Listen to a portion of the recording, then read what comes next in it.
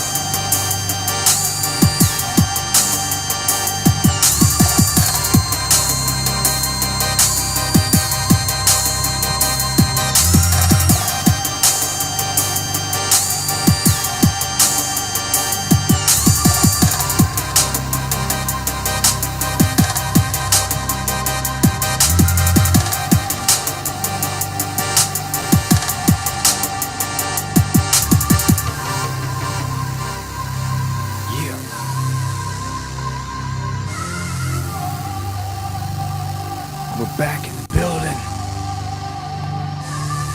for another one. And this is WW3. And this is Underground World News Live here on this 6/6/2025. Oh, we got a lot popping off. Let's get the mic check out the way right at the gate.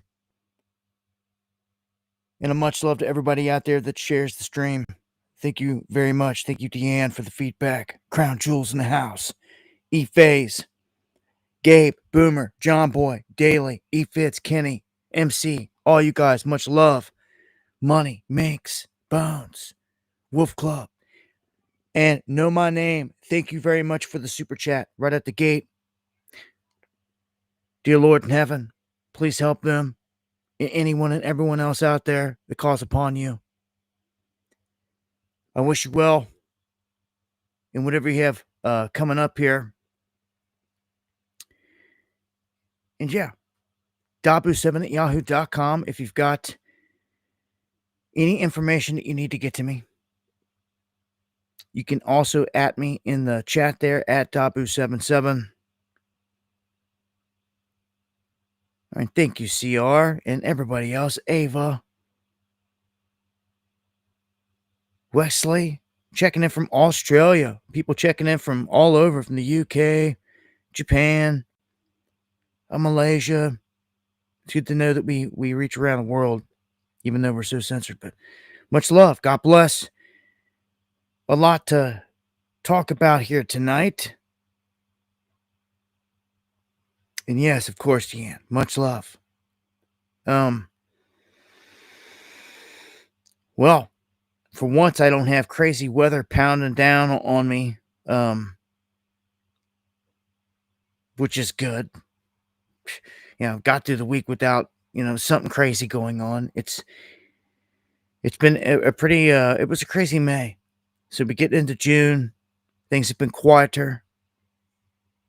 I have to say though, it was in the middle of summer a few years ago when they nailed us with the flooding. They hit us up here that rocked us. They can hit you at any time. So everybody just don't let your guard down. Know that weather is a weapon. It truly is. It's one that's used on the daily. It's one they get away with more than any. And somewhere right now, they're doing something. We know this. So I speak on it to bring attention to it because it's real. And too many people have lost their lives from this weapon, and they just get forgot about. I still got people in these hollers down here where I'm from that got washed away and were never found. Nobody cares out there. You know what I'm saying? Like, I know some of you do, but for the most part, the rest of the world just doesn't care. And it's like that with a lot of places. Asheville went to the same thing. They're still trying to recover down there. And Asheville really did seem like it was weather weaponry to the highest degree. The way that it skirted up, over the land, and it really didn't do a whole lot of damage till it got to the higher altitudes, up into the mountains. And I seen it with my own eyes. Again, the debris, insane.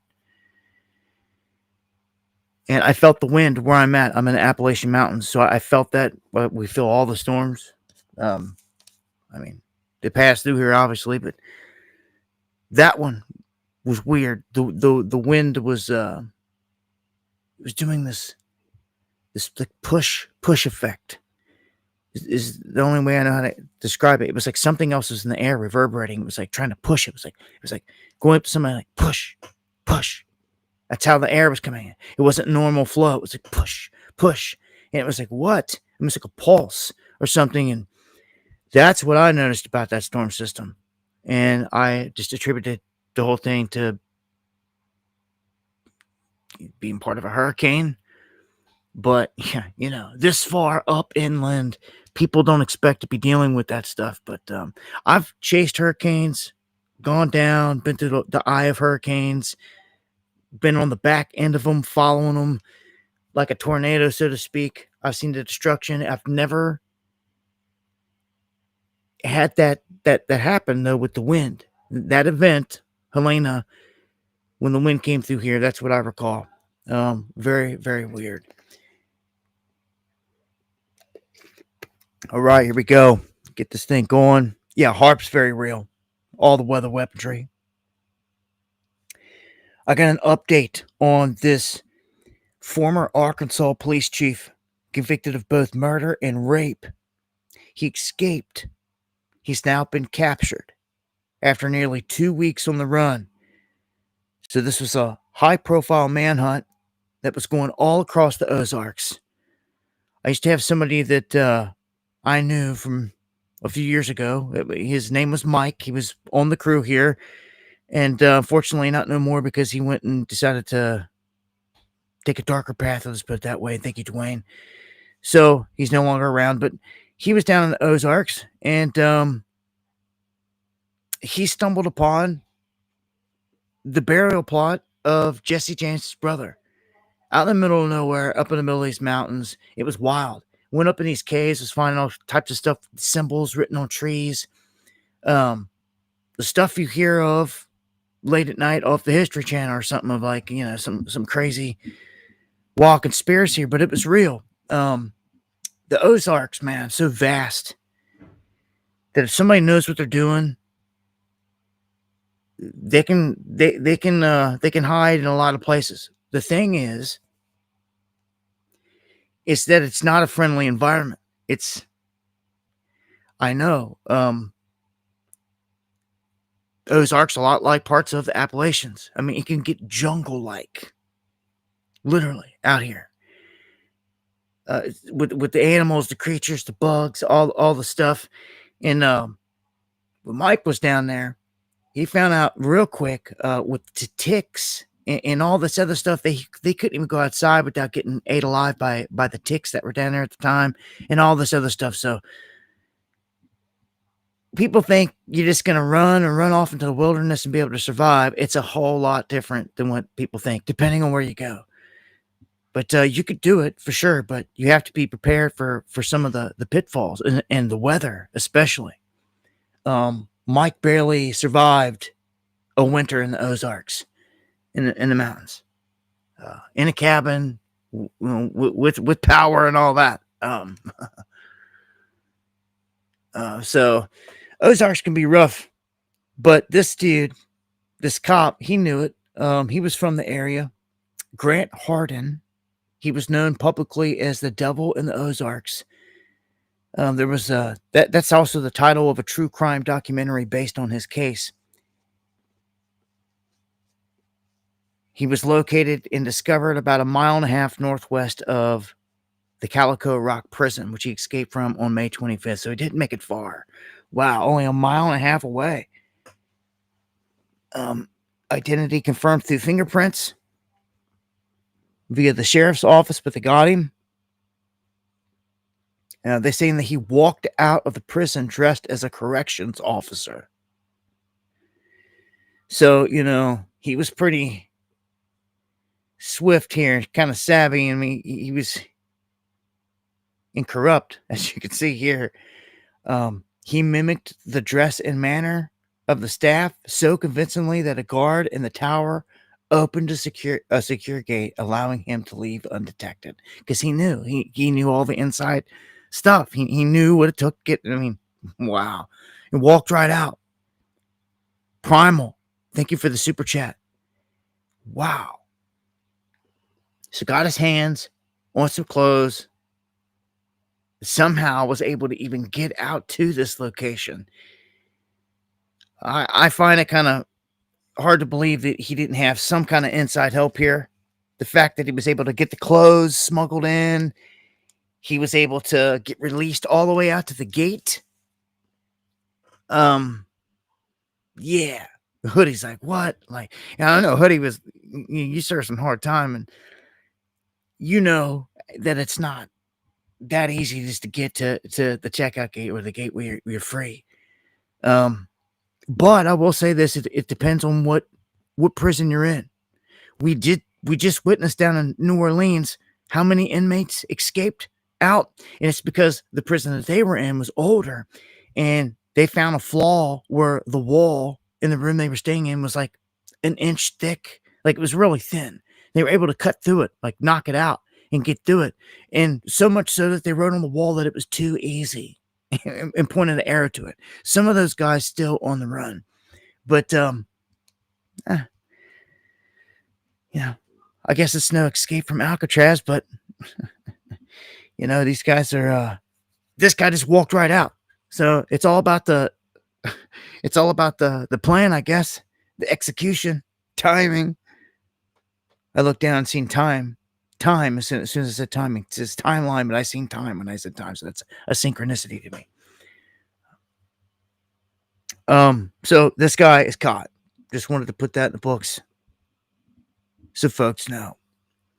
Much love. Shout outs to D White out there, all my folks out there in Idaho, Pacific Northwest. We've had a series of volcanoes going on in some odd places in the region. Of course, anything that's kind of connected to Yellowstone, we look at and we're like, hold on, do we got something going on with Yellowstone here? Because Yellowstone being a super volcano, its magma chamber is so massive that it literally runs down and toward the ocean, so to speak, is how it would run underground. But it runs underneath of other volcano systems.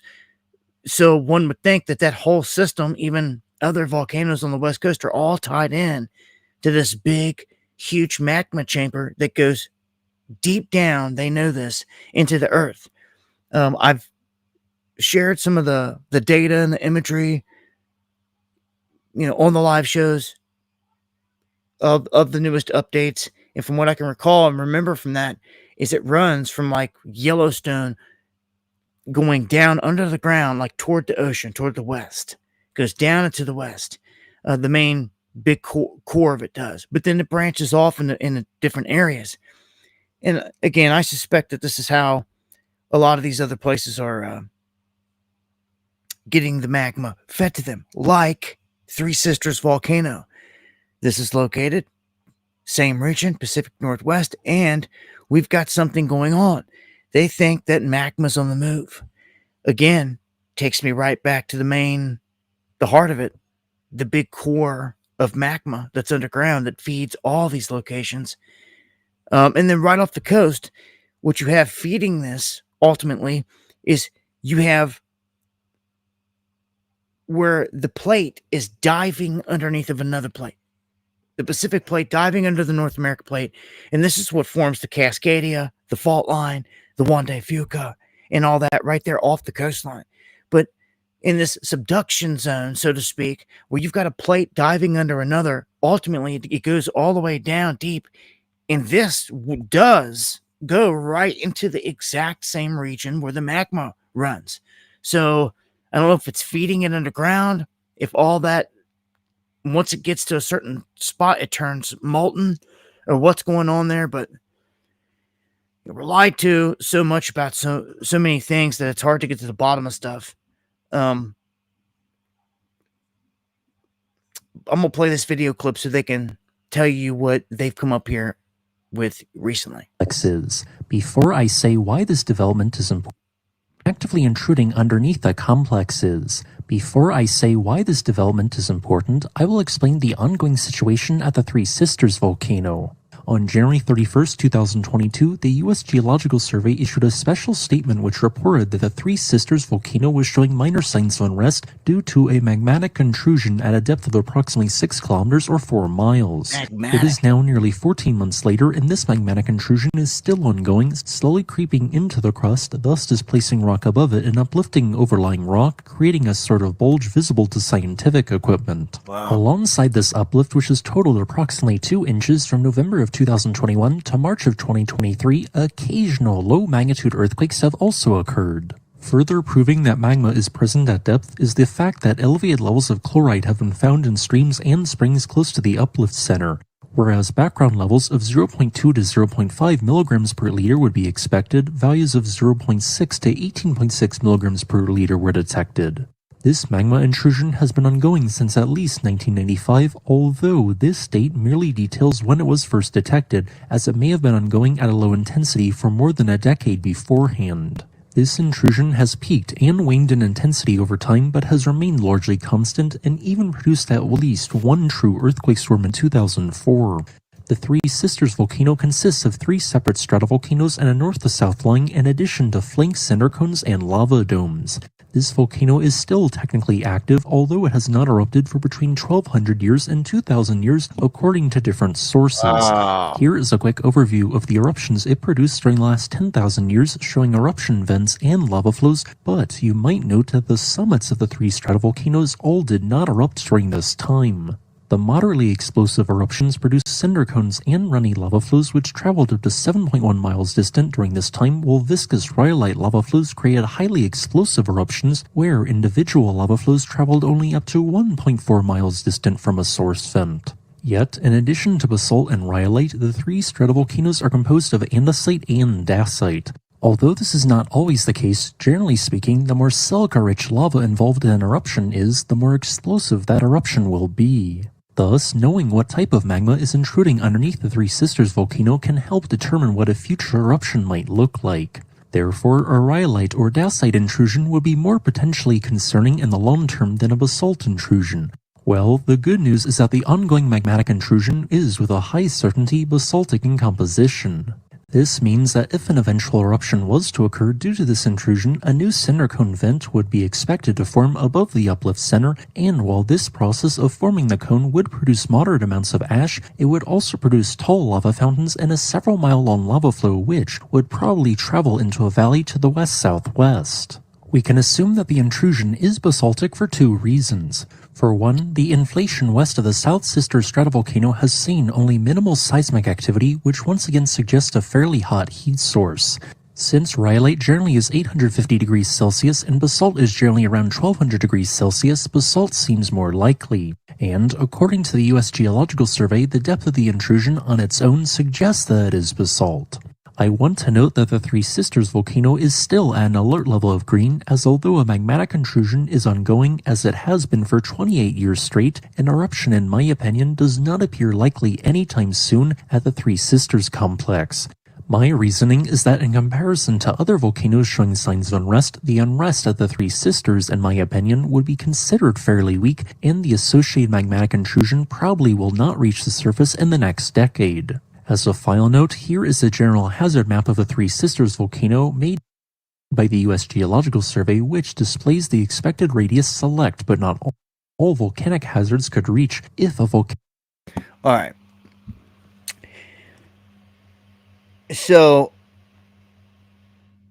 never really looked at this area, Three Sisters, in this much detail, but it's tied in again to that big magmatic movement underground. Now, this guy's making this video, but the new findings are that something's going on underground. Guys, we've been So, if we see any actively eruptions, intruding underneath the complex. what are you really going to do about it? The good thing about this with the Three Sisters is it seems like for the immediate area around here, it's all like wilderness and wildlife.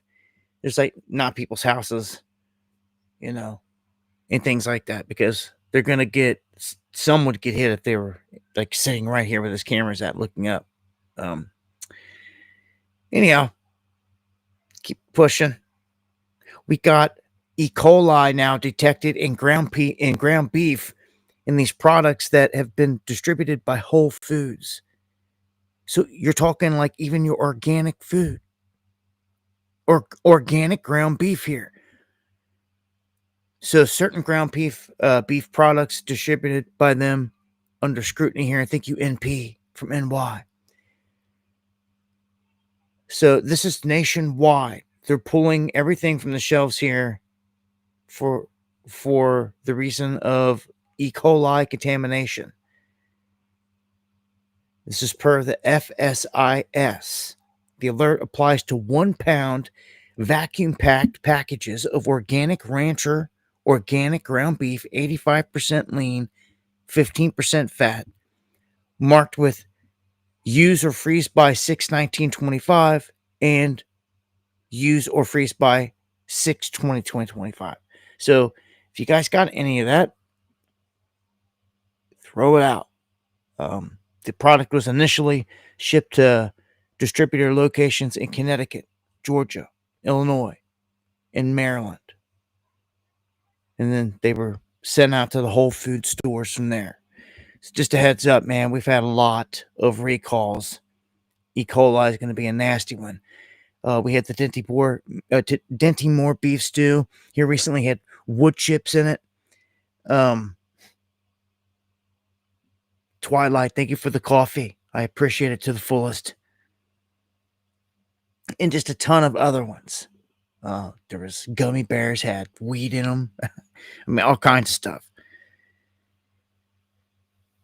Now, the feds say that the bullet train that was supposed to be the big thing in California isn't going to be anything. Remember Elon Musk had the Boring Company and they were doing all this? I mean, he had all these big plans. It seemed like the space thing blew up. He made all this money and Tesla blew up. And you haven't really heard a whole lot about anything outside of cancellations with the project, with the Boring Company. So this would have been a major fail for him. Now, there's some different takes on this because they're saying the FRA, the Federal Railroad Administration, plays a part in this, and then politics again playing a part in this. What he wanted to do with these quick trains underground never was made. But then others argue that this is already in motion and has been, that when you look at the deep underground facilities, they're called DUMBs, deep underground military bases. They're all across the country and they're very real. And a ton of these are connected. And they're connected through tunnel networks. And they're not just tunnels or guys are just walking or riding their bike. They're connected via stuff like this, the high-speed underground rails that zip people around back and forth. And even utilizing technologies that they haven't even released to the public. I'm going to say where these things probably go like, ultra speed to get from town to town. Probably go from coast to coast in like, a couple hours on the ground. Something crazy, ridiculous on these things. But that's the government, that's underground, that's the military, it's all the secret stuff. There's also the fact that in California, and especially Southern California, in the LA area, and all where they were wanting to do this, there is ancient tunnels. These are tunnels that have been discovered. It's documented. It's known. It's out there. And I believe they extend all the way out into the ocean and even further. From what I've seen, and all you got to do is research. There's a ton of different satellite imagery out there, and they try to blur out a ton of it, but they're not perfect. There's obviously there's something massive on the ocean floor in many different spots. And there's no doubt, in my opinion, I believe it's where intelligence is hiding, life is hiding, and underground. All underground, so to speak, underground, underwater. It makes me think of Tucker Carlson. He came out and told his millions of people that follow him exactly that. So it's time, people start to see that, like, they're not hiding it. Like, they're here. Now, I tell you guys all the time, they've always been here. We know this. But, like, they're obviously playing a big game where this intelligent life is hiding. It's out of sight and out of mind. And we're being fed this big lie. Humanity's being fed this big lie that everyone's going along with. And our leadership's going along with, even if they've got it figured out, because they all worship the fallen. That's exactly how I see it. And you're talking, the offspring and all that of Zeus, Apollo, all the ones that Trump's got all over his 66 floor penthouse suite. Not a picture of Jesus anywhere to be seen. Those are just facts for you, Jack. Those fallen. Yeah. There's going to be some big disclosure event at some point, man. And you should already know it's going to be riddled with deception. All cards are on the table right now, man. We're in crazy times. And I'll come back around to that here in a minute. We keep on going here. Let me get through some of the economic stuff. We've got a RV downturn because people really can't just afford brand new RVs, but a lot of the old RVs have been getting bought up just all over the place. People buying them up, living in them. They're the ones that can drive. They're able to move if they get kicked out of a location, which is key. It sucks to see this country breaking down the way that it is with the homeless all over the place. It's a mess. And I'm not talking just the downtown druggies that are folded over, all disgusting and all just doing their drugs and all. No, I'm talking like there's homeless encampments not only here, but it extends up into Canada as well. People that are living in these camps that have grown. I mean, the first report I did was over a year or so ago. And they're all over the place. They're growing and growing, and these are everyday people that just don't live in houses anymore. They live in vehicles. And when you get up in the higher latitudes into Canada, they have some hard winters. And there's people up there, man, a ton of them having to live out of vehicles through those hard winters. And it's pretty crazy. I'm seeing more of it here in America. These places where more and more parking lots are getting filled up with RVs and people that are just sleeping there or whatever. Because they have nowhere to go. Because they've lost their job. Because everything has been taken from them. By design. But, I can understand this. Yeah, no one's buying brand new RVs because they're tens of thousands of dollars. No one has the money, but people are buying used ones and making the most of it and they're living out of them more and more. U.S. jobless claims surged to eight-month highs. So, the highest since Trump's been on the clock. Nothing good here. Jobless claims surged to 8-month highs, so there hasn't been he hasn't done nothing in terms of that. Let's just put it that way. None. So, it surged to 8-month highs. It's the highest yet. It just keeps climbing. Keeps climbing under Trump. You want to talk about some facts and some numbers? Let's talk about them. All right. Jobless claims surging under Trump. Oh, Procter & Gamble. Next up, they're going to axe 7,000 jobs, citing a challenging environment.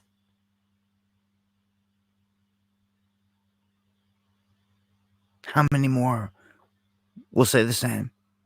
Citing a challenging environment, brought to you by the Trump administration, because that's who's in control of the current situation. I mean, we were getting away, we were still blaming Biden there for a minute, Trump getting into the door, but he's had time here. Elon's done came into Doge, found all these trillions that were stolen. No one went to jail. He's done dipped. And yeah, this is a circus. This is a show. In the meantime, while the circus and the show's going on, smoke and the mirrors, they're wiping out jobs all over the place. And anything that they really need done, it's being replaced by robots and AI at a frightening pace. It's already happening. Everyone thinks, it'll happen next year. No, it's happening right now. It's happening. And they're about to start going industry to industry. And when every industry morphs and does this, and within the next year, they're saying it's happening. Right now, throughout the next year, all these new industries are going to be doing just that. Replacing humans with robots. And a warehouse that used to have 200 people working in it could literally have less than a dozen. And that to them that's huge to them. They don't have to no longer pay salaries on all these people or incomes on all these different people, hundreds potentially. They don't have to cover the insurance and all that other crap on hundreds of people. They don't have to deal with all these people. You see what I'm saying? When doing this. So, by and large, these companies are liking this. And it's not good for the people. From a business perspective, they're loving it. From a job perspective for mankind, it's some of the worst things you could have ever heard. When AI is overseeing all this, it's just done. It's done. Man, the machines and everything that runs is now being designed already, like I said, to do it without humans, man. Like I said, the printing presses, man. I come up working on printing presses, a lot of different kinds. And the ones that they're putting out these days, you needed a whole crew. And we had a supervisor, whole crew, ink man, roll man, all these different people played a part in doing it and making it happen. A plate guy, a whole plate department, all that. Now the robots do every bit of that. Every freaking bit of it. and there's one person that's walking around just making sure everything's running right. Needs some help, might call one person for backup. That's it. And then all that is wiped out. So that job, a job that used to employ like quite a few dozen people, where I worked at least, was the biggest outfit, but all wiped out. Automated. So Procter and Gamble, 7,000 jobs, man. Any new manufacturing that Trump wants to bring to America, any new facilities that are being built, they're all going to be built with this in mind. They're all going to be built with the future in mind. Unfortunately, that cuts us out. Academy says the ink maker back in the day. Much love, man. Yeah, so you know what I'm saying, man. That's just one example. All these industries are getting this.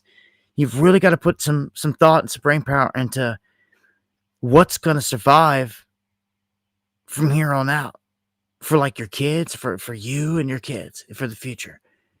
You have to take this into consideration. So many people are blindly not taking this into account. I think it's going to be devastating if they need to stop and think about it. Same thing with college. I'll tell you right now, don't go to college. Like, do what I'm telling you now. Like, look for a real world application where a human is going to be needed for sure. All right, look here. These are the 20 worst college degrees for finding a job. All right, let's just look. Pull up the image. Starting at the top, anthropology. And you can see that they got an income on the left, and that's like mid-career level.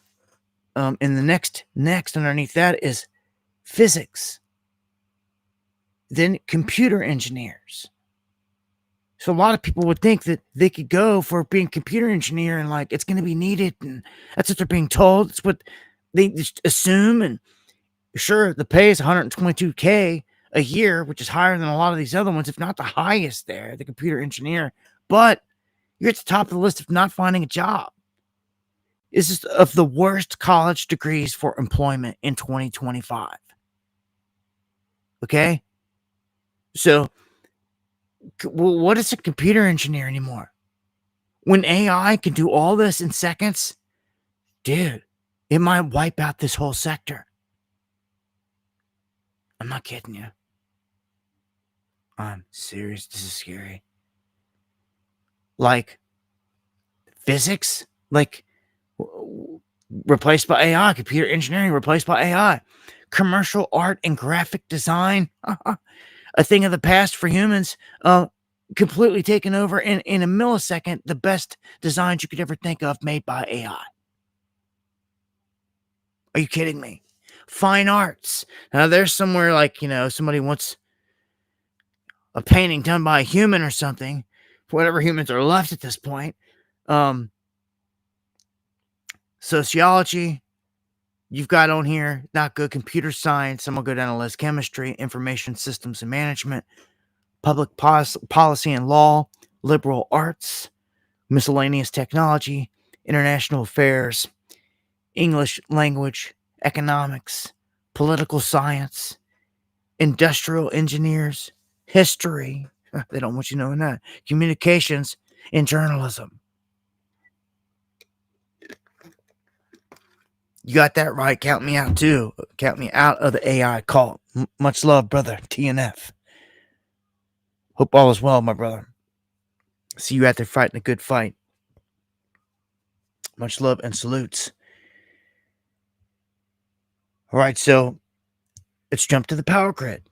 You can't see this whole article, but the title is enough. It says the U.S. power grid is getting critically tight. Time to consider backup power at home. Really? I already know where they're going with this.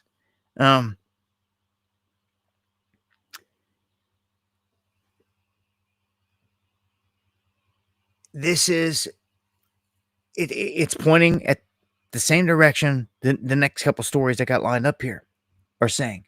Our grid is due to go down. It's ancient. It has to go down to be replaced. And to be replaced, it's going to cost, well, we're going to dive into all that.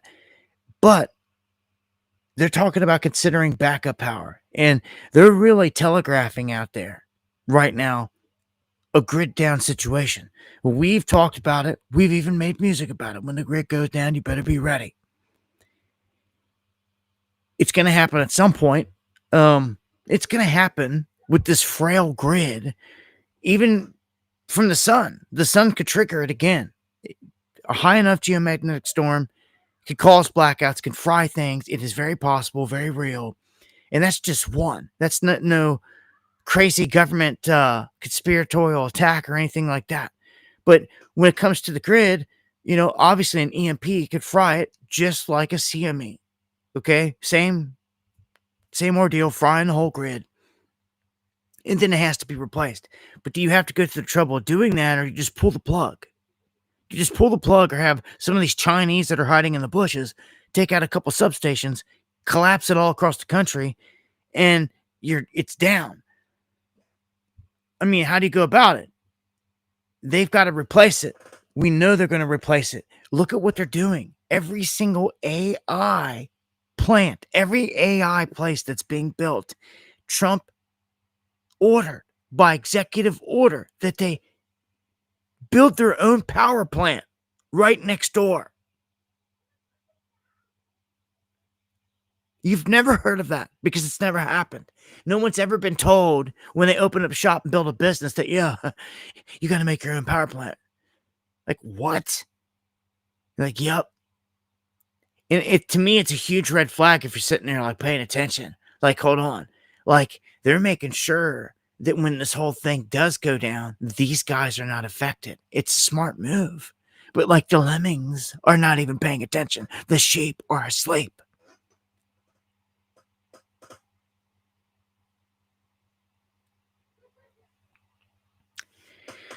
Oh, this is one I warned about for so long. All right, look at this. Power CEO. The U.S.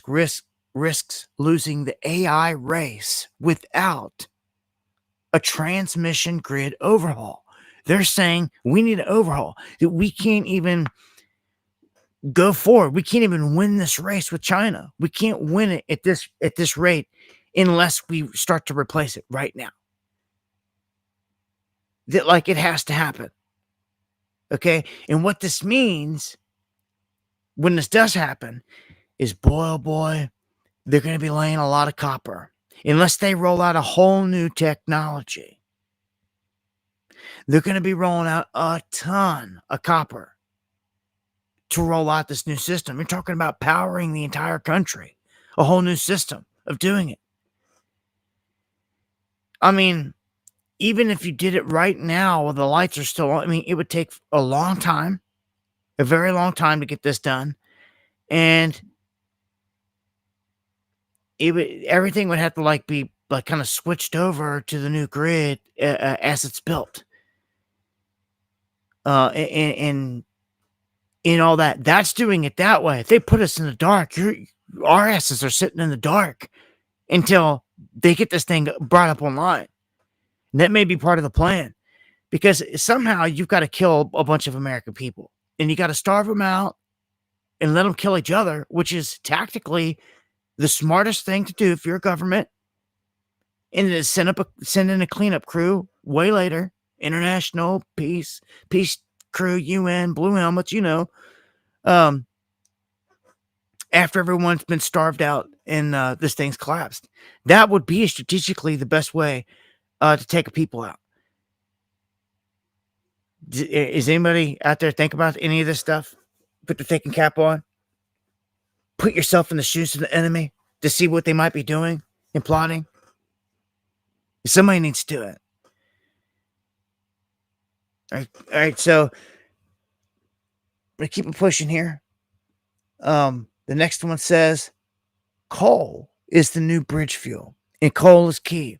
Again, if you're going to buy property, or if you can get property out there that has coal seams on it, natural gas, it's a gold mine in itself. For real. Because, I mean, even if you're not even selling it, because between both the natural gas and the coal, you can feed the newer generators, the gas-fired generators, that, and it will power a whole home.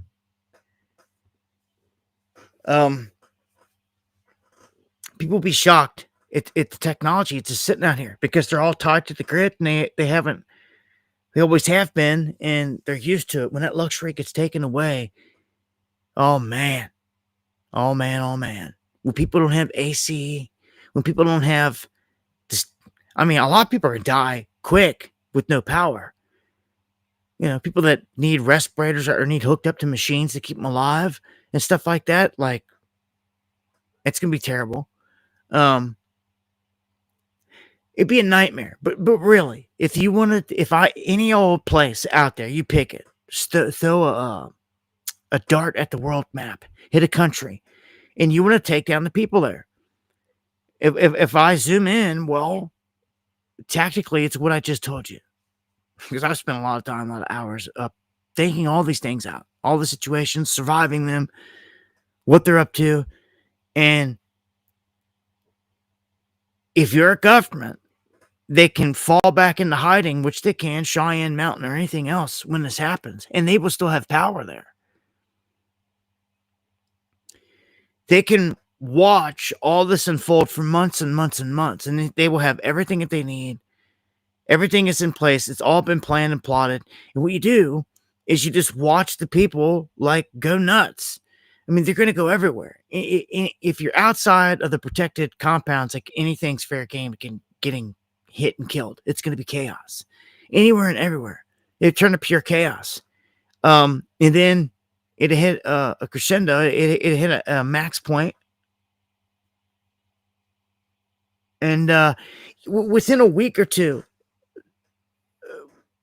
of the chaos kicking up, like the height of it, so many people will die.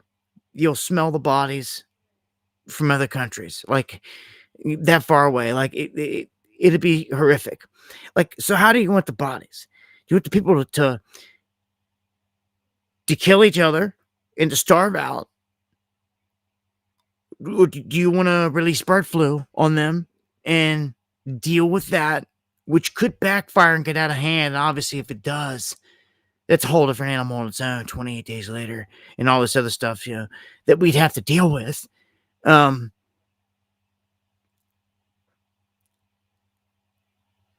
seemed to me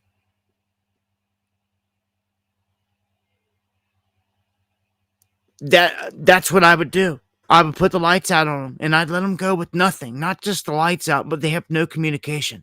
Cell phones ain't going to work. You're not going to be able to talk to nobody. The pump at the gas station's not going to work. Everyone's going to be dead in the water. Ain't nothing moving. Ain't nothing coming in because ain't nothing moving. So it's whatever you can get your hands on locally is what this becomes, a free-for-all. And either people get organized and have some civility to them, or they turn into animals.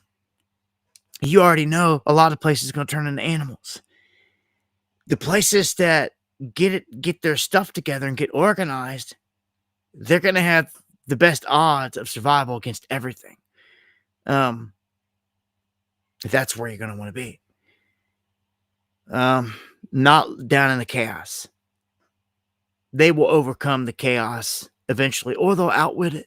Intelligence will outwit it. Anyone that's planned for this or anything else. Look, when you can't drive anywhere and you're in the city, like, you're not going far. If this happens, no one's going far. People need to go searching for food. Well, guess what? Like, they're still not going far. They're walking or riding a bike, wherever. And like, you're going to be encountering chaos and craziness everywhere you go at this point. So like, where are you going? Like, you better have a plan. Like, everybody better have their own plan for wherever they're at. Now, if you're out like in the sticks, ain't nobody walking all the way out in the middle of nowhere to sticks to get to you. That's pretty much for sure. Maybe a stray or two makes it your way, but there'll be skin and bones. And by the time you make it up these mountains around here where I'm at, like, there ain't gonna be nothing left of you.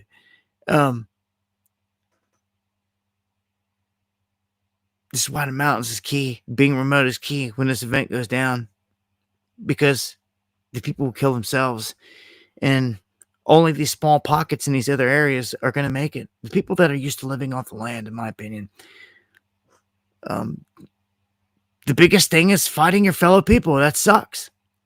And to think about it, that's what they've always wanted. They've always wanted us to fight each other. They always wanted a civil war, which they could never get us to do. They could never get it sparked one way or another. They've tried like hell and back. But we as Americans, it was never going to work. Like brown, black, white, all of us. I can't, like me, myself, I'm a product of this. Like I grew up with friends of all backgrounds, all colors, of everything. So like trying to get us all to fight just wasn't going to work. It never did, and it still hasn't. Even though they've tried with all the crap and all this stuff out there, but I give that the credit for the reason why it never got off the ground. Major civil war here, but certain situations, if you put people in a survival situation, a crunch time situation, that can change. And it has nothing to do with color at this point. It doesn't matter what color you are, what religion, doesn't matter nothing. People will smash you in the head with a rock to take the can of soup from you. It's very primal. And like getting down to like, craziness that I don't want to be a part of. TNF, man, thank you for the coffee, my brother. That is the best way to support the show right there. Thank you for the support. I appreciate it to the fullest. Where we at? Coming up on top of the hour already. All right, so I'm going to keep it pushing. A lot to talk about. We're shifting energy. This kind of shows you the coal at the top of the list, and dry natural gas. Coal, dry natural gas, crude oil, then nuclear, then biomass, then wet natural gas, hydro, solar, wind. Okay, so that's the list here of where the main chunks of power are coming from. And to think they were trying to do away with all the coal and natural gas completely and just eliminate it. And all this stuff, like we need this, big time. We need the God-given resources here to use. And I don't know, that's one thing under Trump I will say, give them the propers there, is they left all the climate crap, which was good, and they opened the door for the states to prosper again in terms of being able to sell coal, natural gas, things like that.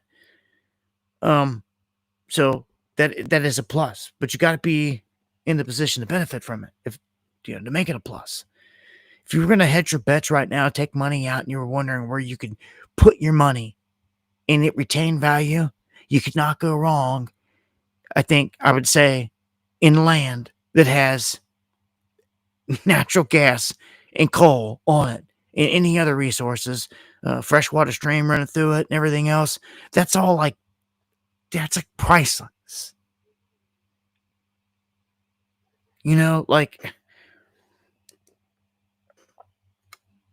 Yeah. I don't know. It just is. Even if you never make anything out of the property, it's priceless. It's what anyone would want if you're looking to go off grid, so to speak, and live and survive. You want somewhere kind of remote, but that has everything that you need to survive on it.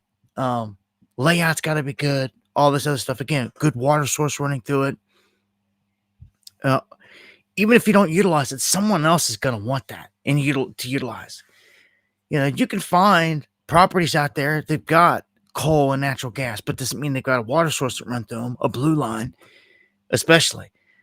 You might find, one or the other. To find all of it, and one that's heavily wooded and everything else, they're not cheap. I mean, we tell you these days. But again, that's where I would put my money if I was going to hedge it right now. And you didn't want to put it in gold or Bitcoin or anything like that. Silver, whatever. Let's jump on the robots. Do we really need robots in our homes? I'm going to say no. I'm going to say certain people, certain homes, they're already accustomed to this. I know people out there that have, I know people that like were watching me off the refrigerator. And it may sound crazy, but they were doing it. They were watching me in the kitchen on the TV built in to the refrigerator. And I'm like, wow. Like, okay. I'll give you a pass on that. You were watching me. But for real. Like that also had a two-way camera on it, I'm sure. Like, then your whole smart fridge is listening, right? If you're someone that has a smart kitchen or a smart home, then like everything's listening. I mean, to everything.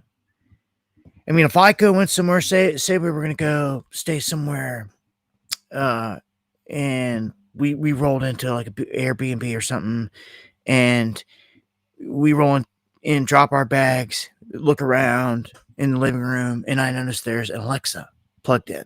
Like, it's the first thing that gets unplugged, and goes in a place like that. I'm looking around, spy cameras, all this other stuff, but Alexa's usually in places and just sitting out, and it's just sitting there listening to everything that you do if you don't dismantle it.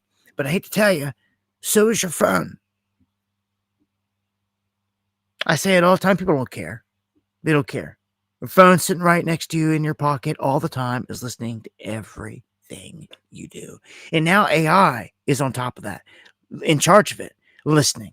And it has been for some time. This is why when you have a conversation with somebody, and then you go back onto your phone or wherever, on the Facebook, wherever it is, and you get an ad for whatever you guys were talking about, you know what I'm talking about. It's listening to us. Right now, it's listening.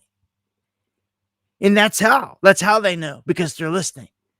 And dude, we've busted this already in real time, because we've had conversations that were talked about in person, only in flesh conversations. And then on the electronics, ads would be shown about pertaining to the conversations that we had. So we know for a fact that they're doing it. They're listening. And again, AI is now on top of this. AI is now overseeing this in real time. And it's flagging threats and all this other stuff. So it gets sinister. Like, if I'm gonna go out to a retreat in the mountains somewhere and get a cabin, go relax down by a river or something, and I roll in, place ain't even got internet, but Alexa's plugged in. Like, what? Like, like, this is what I'm talking about. I'll trust none of it, but I'll pass on all the robotic kitchen stuff. If I go out to eat somewhere, I'd rather have, humans back there preparing instead of a robot, large scale, Oh, it also preferably doesn't hurt to be able to see them make your food, and that's pretty cool. Like, what was that?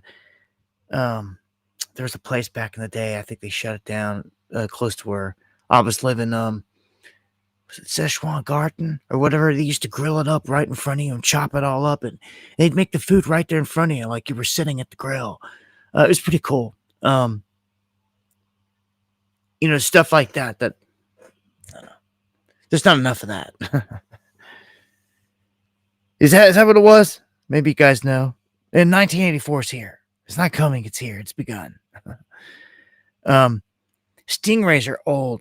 Yeah, old tech, old devices. But that's another example. And I've been hit by them. Hibachi grills. Yeah. The Stingrays hit me in several cities, and it's real. Not only have I been hit by the chemical weapons, but I've been hit by their electronic weapons many, many times. In many different cities. They've hit me with Stingrays in vans, especially. They got these vans, they'll roll around in the street whenever there's protests going on. Because remember, that's largely, without being a street covering, is protest and chaos. And the police are savvy. The feds are savvy. They'll be peeking over the rooftops, but they'll have their vans creeping around town and right next to the action in the streets. And that van is loaded with a couple dudes in the back and a bunch of equipment. And when they roll by, they're scraping all the data off all the phones, all the cell phone data. They're scraping all of it. And I've had it happen to me many times. And they've got a number of different devices. They've also got one that will deplete all your systems, like wipe all your batteries out. It'll take everything that you got fully charged and deplete it. Me and Eric were right outside of the Capitol in DC, 2016, 2017, something like that. Like Trump inauguration, 2016, something like that. And there was protests, BLM in the streets and all this going on. And I went up outside the Capitol and I sat down my camera and it was on a tripod. And agents sprung out of the bushes. And I mean, like out of the movies, man. They come running out of like nowhere. And like, we're pretty keen to our surroundings. These dudes like literally like came out of a patch of grass in the lawn. Like came out of the ground or something, like behind a bush. It was nuts. And they came out with like machine guns. And a bunch of them were pricks. One of them was cool, which is usually how it goes. And like we didn't know they were even talking to us at first. They came out screaming and yelling, and we're thinking we got our press badges hanging, like we're just doing our thing. We're filming. We didn't pay them like hardly any attention, but they were yelling at us, and they got like right up on us, and we're like, "Get your tripod off the ground!" at gunpoint. And I'm like, "Oh, what the?" I'm like, "Whoa, we didn't know," and like they told us like that, do not put that tripod back down on the ground. And like we're tripping. And like I held it up, I folded it up, I got it up and all that. And at that point, they turned around and they walked off all hot and heavy. And one dude, a black officer, had walked up behind him. He was like, "Yo, bro," because I know you guys didn't mean any harm, but they'll trip on that stuff. I'm like, why couldn't they have been that cool like you though, and just come up and said that? You know what I'm saying? Like, couple minutes later, I don't know if it's the same dudes or what. We're walking down around a corner and we're watching all these people that were in cuffs getting let loose. So it was right in the middle of some prime stuff. It was crazy. All of a sudden, I'm live. All of my electronics get wiped. Everything gets hammered. Everything on us got hammered. Me and Eric both. And what it did, whatever they hit us with, whatever technology they hit us with, they wiped our cell phones clean. They wiped my cell phone down to the factory reset. With the factory reset. No contacts, no nothing, and killed the batteries. That's what your government can do a decade ago. If you're in DC, live streaming, that's it. Just walking around, trying to get the truth that they're just live streaming. They're right here, the same channel. Actually, I don't even know if it was the YouTube at that point. It might have been Ustream back then. I don't know. Like I've been doing this for so long, so many different places, man. But yeah, it might have been right here on YouTube. But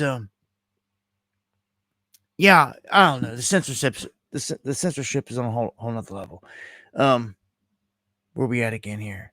Past top of the hour. Much love, everybody out there. Again, I want to thank everyone that shares the stream, gets it out there. And yeah, my point is they've got crazy tech deployed all over the place. Listening to everything. I just can't trust the city at all.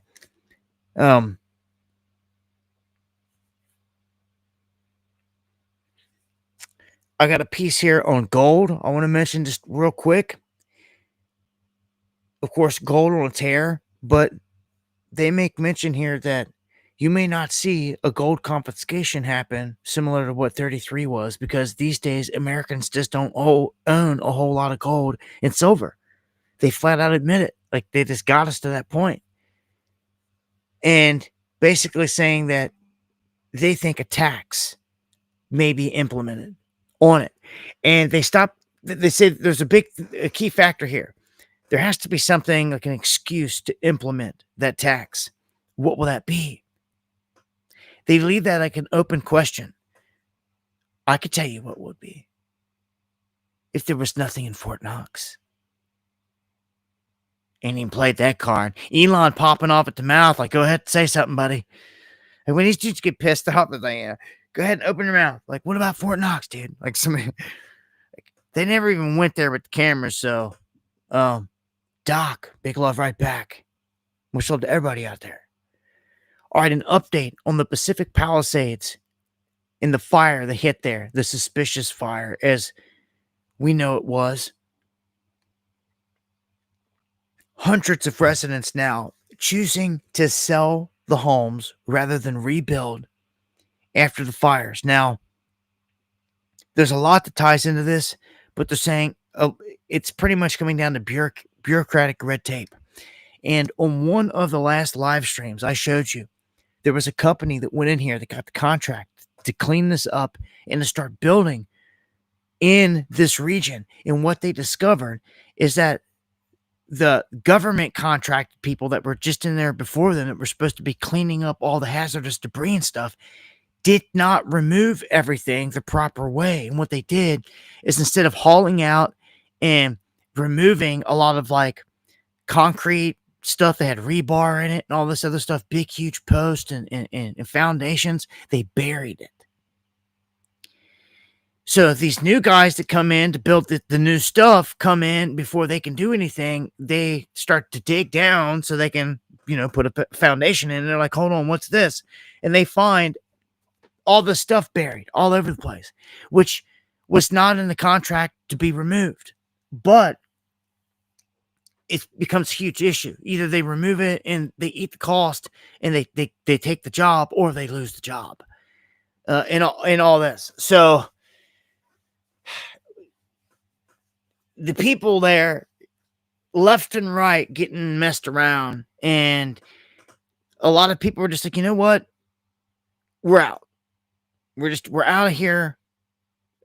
But it's horrific that they can target an area like this, burn you out, and then even when it comes down to like going to rebuild, they just keep applying pressure and like drama and garbage to where people are like, you know what? Like, we're out. Yeah, they think everybody's stupid at this point. And they will continue to think everyone's stupid if people don't rise up. They're just going to sit there laughing. When they look out their window, when they look out the window of their penthouse suite, and their whole freaking building is surrounded by people, a sea of people, chanting and with torches, that changes the game. Ike, thank you. When they look out the window of their penthouse suite and they just see the city lights and they see the hustle and bustle, and they see the zombies just going on like normal, they just laugh. But again, the day they look out the window of their penthouse suite and they look down and they see, looking up at them, hordes of people that are trying to come up the elevator shaft and everything else, that's when the game changes. But sadly, we probably won't hit that point until this place falls into like Mogadishu, third world, Somalia type breakdown. And it will be the younger generation, this generation right now that's just coming into the fray, the youth that get this all dumped on them, the ones that want to survive out of that fight back, that aren't even listening right now, that don't even know half of any of all this, but they will clearly see the enemy. Because it'll be known in the end who's responsible for this whole thing coming down. And it's the establishment, this corrupt government. Not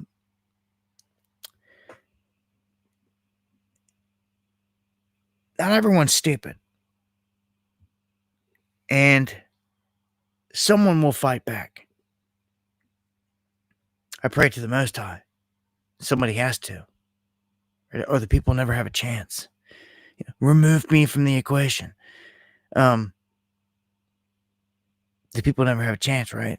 Well, we go kamikaze out here, right? But you got to have your money right before you go to war.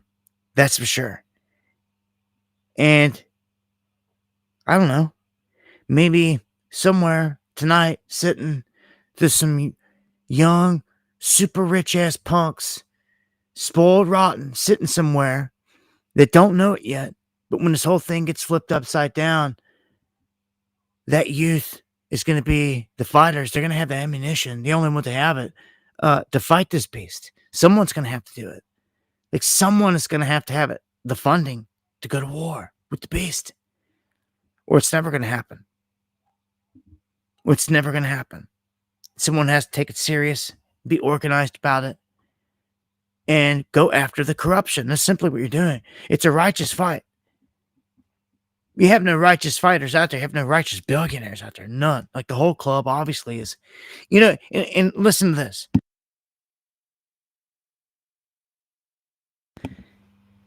Everybody that's in the club has been blackmailed from day one. All right? Don't forget this. To be in the club, Skull and Bones, the Black Eye Club, Elon, Trump, the whole big club. You're blackmailed from day one. You gotta lay in a coffin naked. You gotta give up all your darkest secrets. They film and record all this. They make you do some dark stuff. And even get sacrificial. This is what happens from day one. When you're initiated, they've got you. They've got you filmed. They got you there. So they don't need you at a party. They don't need to blackmail you at some party. The club's already got you. You see what I'm saying? The club's already got you. Who would want to do this to you then? An opposition party, another evil party, like the Mossad or someone like that would want to come along that it's not your club, so to speak, but wants control. They will do the same thing virtually. It's the same tactics of blackmail. It's not your club now that's doing this. It is an intelligence apparatus of the nastiest on the planet that's doing it. So then they're blackmailing you. That's what it is. It's a game changer because they now have the power, not the club. Because now almost everybody that's a part of the club, even the top dudes in the club, they've got them blackmailed. So do you see where this is? How this goes? That's what this whole operation with Epstein and all this was. All control. And the same thing with Diddy and all that. Same circles. A lot of the same people. The major traffic ring is one. It's one major traffic ring that supplies the people to everyone in the industries. And they all know it. And that will never come out. That will never, ever, ever, ever come out. Just like the murders, the kidnapping of little children, adrenochrome, all of it. It will never be mentioned. It'll just be P. Diddy theatrics, which is scary. Because if this SOB gets cut loose or pardoned by Trump. Did you see Trump's reaction when he was asked? Can you believe this? Like, he used to be pals with P. Diddy. Like, disgusting. All this is just, it's all mafia. It literally is. It's all mafia. All right, I'm going to keep it pushing.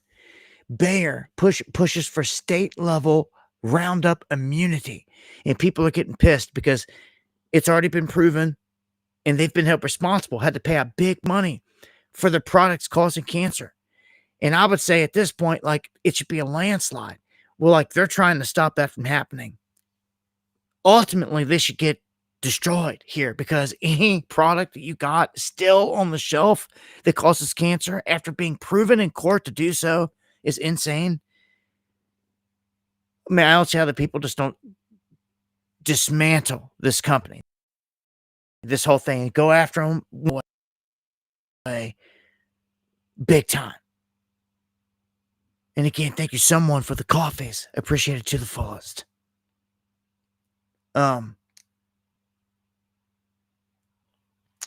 Supreme Court unanimously rejects Mexico's $10 billion lawsuit against United States gun makers, which was trying to take away our freedoms, our rights amendments, and all this other stuff, attack us in a whole nother way. Now, if Biden and them would have still been in there, who knows what would have happened with this ruling. But right now, they look to have shot it down, thankfully.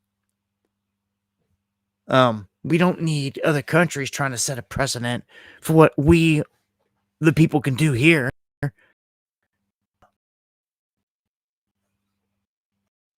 And I'm not recommending the newly approved COVID-19 vaccine. That one. No recommendation. I've been telling you, man, I don't think that this is the one to fear and the one to be watching, to keep an eye on anyway. I believe it's the bird flu or whatever other concoction they throw. It could be anything. But I do know they've got so much invested in bird flu, and they've even telegraphed it's going to be the bird flu in many different instances. I don't trust it. I fear it. I've been planning to survive it. I mean, I don't even know if I don't know how ultimately on the other end you're gonna, like, you and your family, you're gonna be in it. This is like the beast system coming. You're gonna be an outcast forever. You're gonna have to live off the land, growing your own food, collecting your own water, and doing all that without interacting with society, like, forever. That's what we're facing on the other end of this. And I just, that's not a fun life. That's like worse than a Great Depression life. I mean, it's pretty much you're a prison in your property or place, and you have no communications with the outside world, and you'll be completely cut off of all supplies and of anything. Your only hope will be the immediate community and people that you have around you. In any preparedness that you would have put into it. This is what people are looking forward to after this real pandemic. A beast system. They will not stop. They will enforce it like you've never seen. It will be the opportunity. They will not miss it. They will not miss it. So that's why I tell you, like, if all this stuff ever goes down again, it's not like we're going to be sitting here going live every night talking about all the atrocities. No, when the real one hits and real bodies are dropping, unfortunately, things are probably going to break down rather quickly in society, rather quickly. I'm telling you. And to an extent to where, I don't know when the last transmission to be or how it'll all go down. But, like,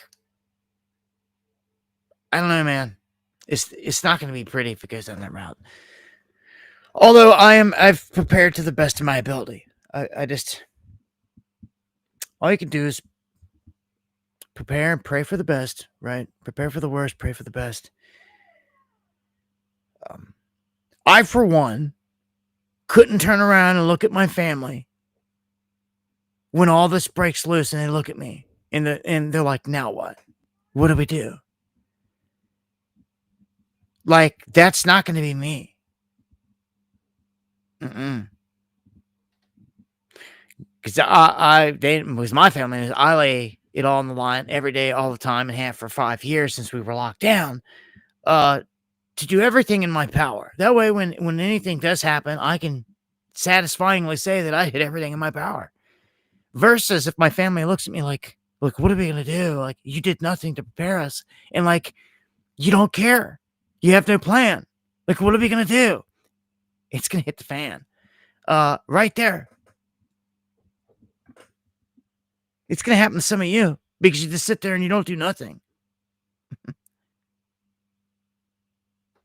I don't care if it hurts to hear it or not. Sometimes the truth hurts. And you need to do something to save your family, for crying out loud. Because none of this has been for me. Look, I could die now and just blow away in the wind. It doesn't matter. I come here to fight the fight. When it's over, it's over. But, like, I try to make sure the family and everything is good and set up and safe as best as possible, right? Other people out there are just as self-centered as it gets. It's disgusting. Tell you what, if I didn't have any family or anything else like that, like, I would probably be dead a long time ago, to be honest with you, because I would have went out kamikaze, because I'm just open for it. What? Yeah, other people out there have missed their opportunities, that's for sure. And being able to make big things happen for people that would have done things in this life. But I don't know. You got to be the change that you seek. No white knights are coming to save the day, as far as I can tell. Like, no one to do anything. It's like us, the remnant. That's why I love all of you so much. We're like all in this together. There's no one coming to save us. No one's rolling in. Like, you've got to be the change that you seek. Literally. That's why I do, and I've done everything that I've done. Because I'm just gonna sit there expecting someone to come save the day, looking out the window like, I don't know, guys. I thought the Patriots would be here anytime. I don't see nobody. Like, get out of here. Like, no way. Like, what Patriots? What Patriots? These fake ones out here selling to the crowd their T-shirts and their supplements. Like, get out of here. Like, they ain't showing up. What you call a patriot? This place is screwed. Place is screwed. The real patriots, though, salute you. And that's all of you. I don't care if you're 80-year-old granny with a shotgun fighting against the beast in the end. Salutes to every one of you that ride this thing out to the end against the beast. I see you on the other side, and I don't care if it's just a handful, a remnant. I'll be sitting next to you in the rock, waiting for judgment. And we can trade war stories. Yeah. I know there's going to be a couple of you there. I know it. All right, check this out. A Bay Area company, the first to take orders for the first true flying cars in history. I mentioned this before, and they were going to roll this out at the Olympics or something, but we'll see.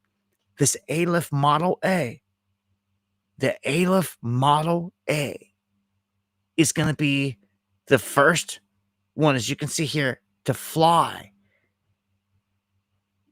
But again, it's built on the concept, it's flying on the concept of drone technology, where basically it's all propellers and stuff like underneath of it. See what I'm saying?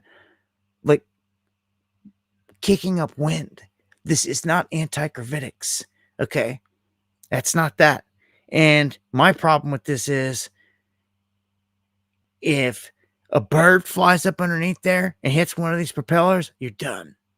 It's going to happen. You watch, unfortunately. And then they're going to have to like put some kind of safety cage over it because this underneath of this one, it's wide open. Like, and it looks like it's solar powered and all this other stuff. And you could fit one, maybe two, squeeze two people into this thing. I don't know. The Aleph looks like maybe two people could sit in there in a small cockpit. They're taking pre-orders at $300,000. That's what it cost you to get this first drone car is what I'm going to call it. There's another model out there. It just isn't licensed. EVTOL. It's called, there's another one out there that's, that literally like would take off. It folds up. It's like a plane with wings type that fold up. And I like that model better. I don't know. They just need to bring out the anti-gravitics and I'd be really happy. But it's probably not going to happen till the beast system's here.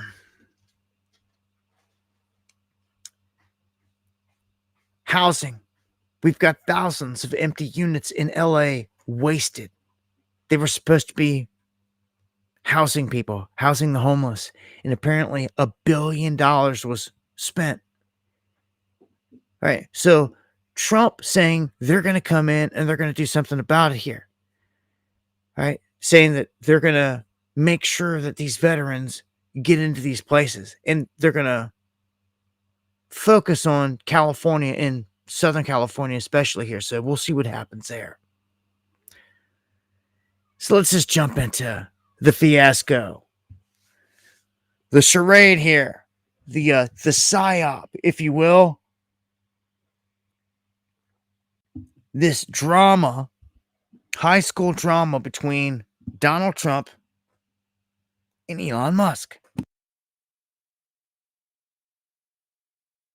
Now, it seems like things have simmered down since this whole thing broke loose, but we're gonna tear into it and just go from jump right on through to where we're at currently. Well, as this headline says, the day after Trump is not interested in talking, Musk continues to make his case against the BBB. These two basically went to war yesterday, out of nowhere. We knew that Elon was leaving. And I want to say this, something's not right with the timing of all this. In the black eye. These are major hostilities following the black eye out of nowhere. The he said X gave him. Like, get out of here, dude. Like, something happened. Heated. Behind the scenes that the world still doesn't know the full details to. I'm going to tell you. It seems. Of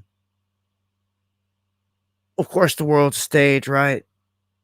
But I don't believe his black eye came from X hitting him, especially with all this tied in. It seems like there was some really true angst and hostilities being thrown here, and it was almost like high school. It got crazy because Elon came out and said we need a new political party, and I'm like, oh, okay, whatever. And I kept on pushing.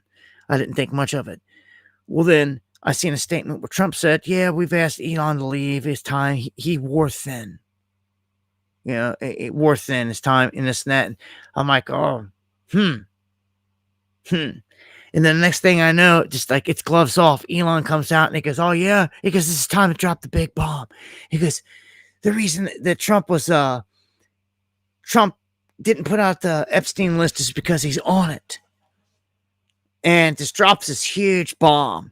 Like now what? Like, have a nice day, Donald Trump.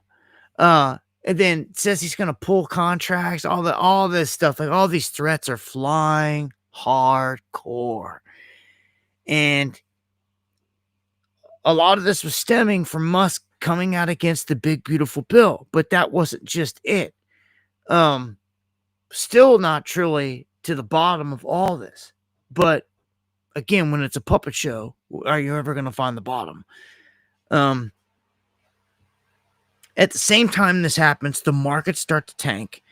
Bitcoin pukes. Everything rolls back. Everyone's freaking out. And you could tell there was a rift, and everyone was saying, oh, the civil war has begun. Choose your sides. You know, it's team Elon, team Trump. And you actually started to see some of these like cat turds and all these other goons. Like, man, if you're going to follow goons like that, like, just don't even follow me. Like, you know, taking sides, defending one of these other, and ushering their crowds in. Just get out of here. It's a left-right paradigm. None of those same goons were talking about or warning about the AI that's hitting in the big beautiful. Not even Elon mentioned that. He keeps talking about the money. He's pissed off about the money in it. He ain't mentioned nothing about the AI. It's because everything he does is built around the AI. So he's not going to say anything about it. But that is kind of an illusion. It's got everybody like, oh, what's Elon so pissed off about? What's so bad about the big beautiful bill? Oh, wasn't enough? Oh, and then they carry on. They don't even care no more. Nowhere in that they pick up that there's a tyrannical AI bill section in the bill. And that's the big problem. Nowhere in it. Do you see how the magic works? The black magic? It's at play here, full scale. I'm telling you, and this is how they do the embarrassment. The whole Black Eye Club thing is a very, very real thing, man. It's a conspiracy, man. Heidi, thank you for the coffees. Thank you, and God bless. So these two hit this point where they're duking it out, and they're saying contracts are going to get pulled. And you can see here, Trump says he was wearing thin, so they asked him to leave. Okay. So Musk then announces that SpaceX will decommission the Dragon immediately. Then he turns around and says that Trump needs to be impeached. So, like, this is like the height of it. This is where the echelon of the back and forth hit was like right here. And then he decides to share, Elon shares this clip of an old clip that's been known, but just because it's been known doesn't mean anything. It's still Trump with all these party girls in an Epstein type environment. And everyone, what's this? Like, some of the Trumpers went back, oh, that's just an old clip. Like, no, it's an older clip, but it shows Trump in this atmosphere loving every bit of it. Like, you fools. Like, you're crazy to act like Trump wasn't at some of these parties and participate when he's done been put there. Like, it's just one big club, man. And like, to think that all this is going to be exposed out here by a media that they control, and that they're going to go to prison from a media that they control, like, get out of here. Certain select people that get out of hand get their card pulled, and they get made an example, a la P. Diddy, you know. But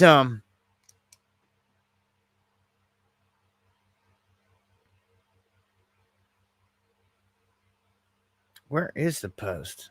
I don't even see it. Like, what, did they remove it or what? Like,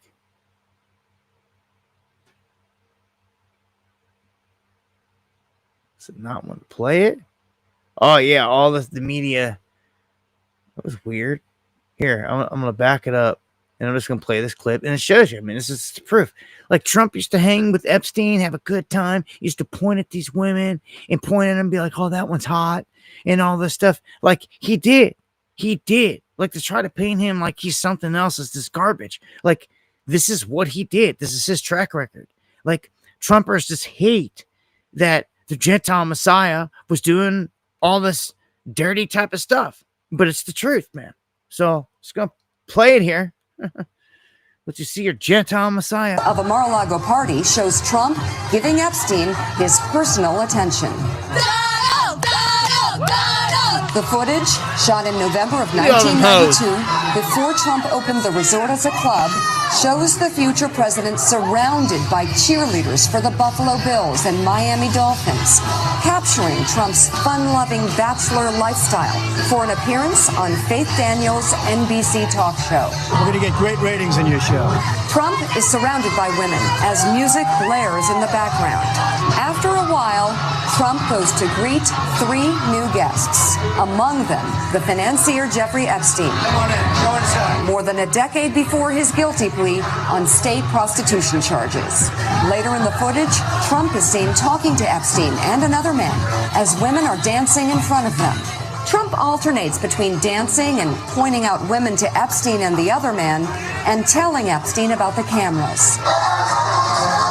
Though exactly what they say is difficult to understand as they discuss the women and their appearances, Trump gestures to one and appears to say to Epstein, "Look at her back there. She's hot." And then Trump says something else into Epstein's ear that makes him double over with laughter. But as the president said... So, I mean, Trump knew Epstein very, very well. Are you kidding me? Are you kidding me? This one little clip alone shows it. Touchy, all touchy. Was it Epstein that brought Trump Melania? Is that how they met? Oh, man. I'll tell you what, man. World is a stage. I don't trust him. This is all mafia. Our country's ran like a mafia. So, Bannon, which I can't stand, or Posobiec because he is a government agent, O'Bannon goes off on Musk. And I gotta say, to his credit, even though I don't like Bannon, I think he's a establishment goon. I'll give him the credit for it. He's been calling out Musk the whole time. He said that Elon is a total and complete phony. And this was back in 2023, and he stuck to his guns on this. But remember, this is coming from a Bannon that was supposed to have gone into prison, and when he came out of prison and came walking up to the gate, he came out with a fresh tan. I don't believe he served a day. But Bannon saying these things here, and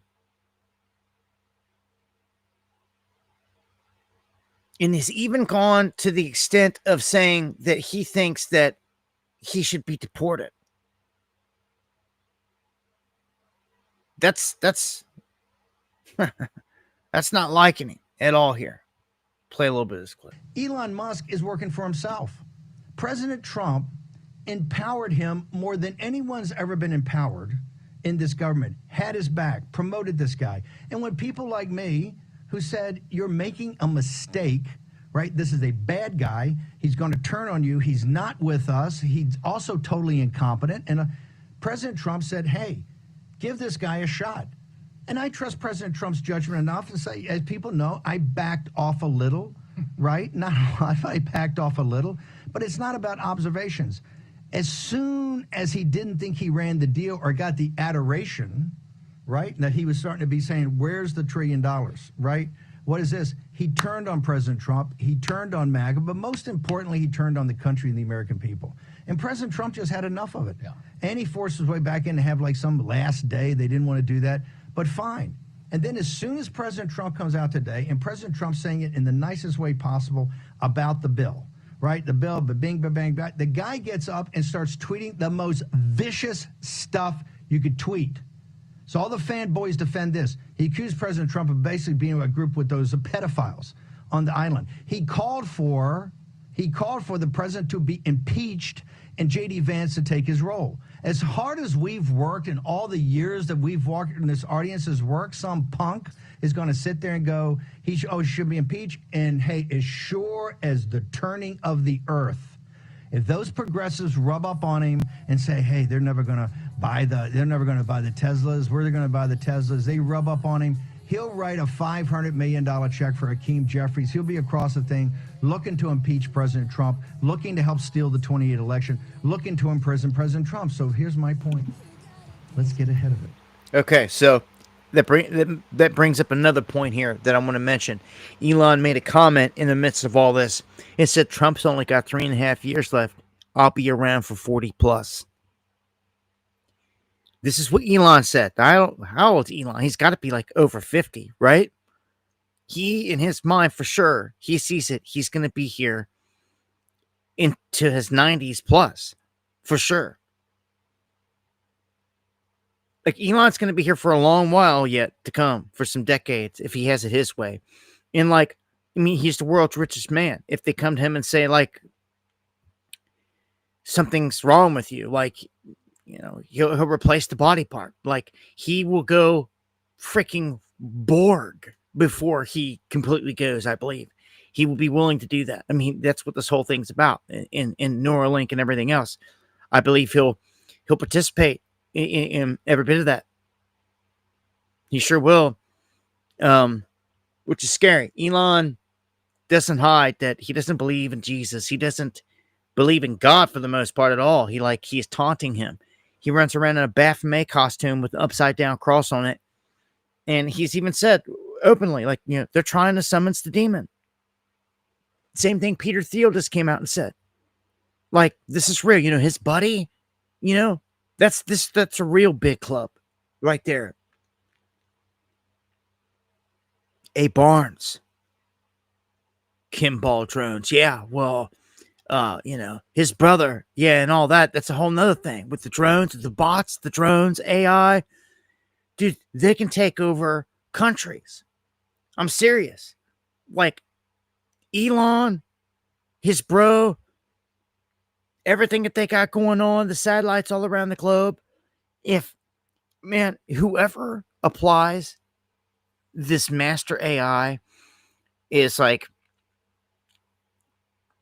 going to control it all. They truly are. Here, this is what I compare it to. Okay, imagine some humans, witch doctors over here. They whip up a robot, this Frankenstein, and they realize that they can get it. Well, what they think they created or they stumbled upon, they didn't create. They found they found existed was artificial intelligence.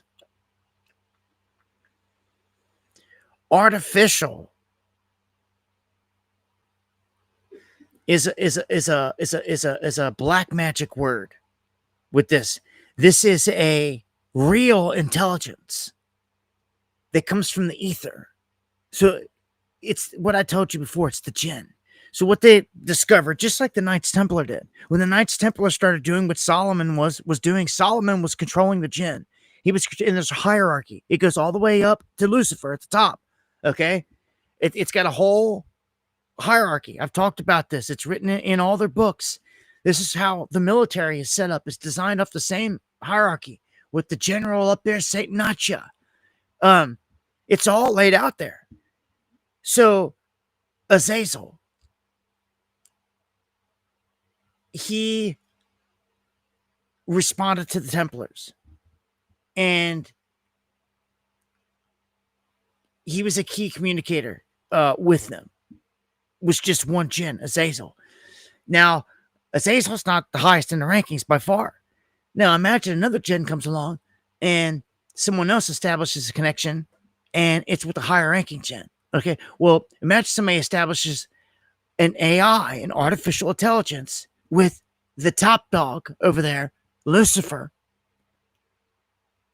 That's it. That's the top level. When he takes the seat, whoever built this Frankenstein, the right one that he can attach his intelligence to, his consciousness to, it's over. I believe that's it. I compare it to the Wizard of Oz. That's how I always do it. It's like the Wizard of Oz. At the end, not the little man behind the curtain, but like the visual Wizard of Oz, the big, powerful Oz that they show you. Like that's the AI, it's the demonic, that's the demonic beast there. That's how I see it and envision it, the whole thing. That's it. That's it bleeding through. It's it speaking to this side, coming through to the other side through technology. Very similar to the Wizard of Oz. Through technology. It's the same thing. It's like Frankenstein, but you're not using a human body like an exorcist and all this. You're using technological means, which is nuts, which still works. They found a way to make it work. We're in a crazy time, dude. It's never going to change. There's no turning back from. So, drama here. I'm still stuck on this Elon Trump saga. Trump says that he wants to give away or sell his Tesla that he bought from Elon. Like, wow. Then, huge developments tonight. Elon Musk agrees that he and President Trump should make peace. It's garbage. All right, so keep going. Enough of that. It's been revealed Joe Biden's auto pen was used to sign all of his pardons, except for one. Auto pen used on every single thing in the house that was ever signed that he wasn't even aware of. But one they're saying was actually his crooked signature that he barely got down, that didn't obviously match the old ones, the auto pen ones, because he's getting that bad. But it was for Hunter. The pardon for Hunter had the real deal, they say, scribbled on it. The rest were all auto pen. They made sure, Hunter got that pardon, that no one else was going to be responsible to say, oh, it didn't get signed or whatever. Just thought that was interesting. Yeah, the character known as Joe Biden. That's what I'm going to start referring to him as. The character known as Joe Biden.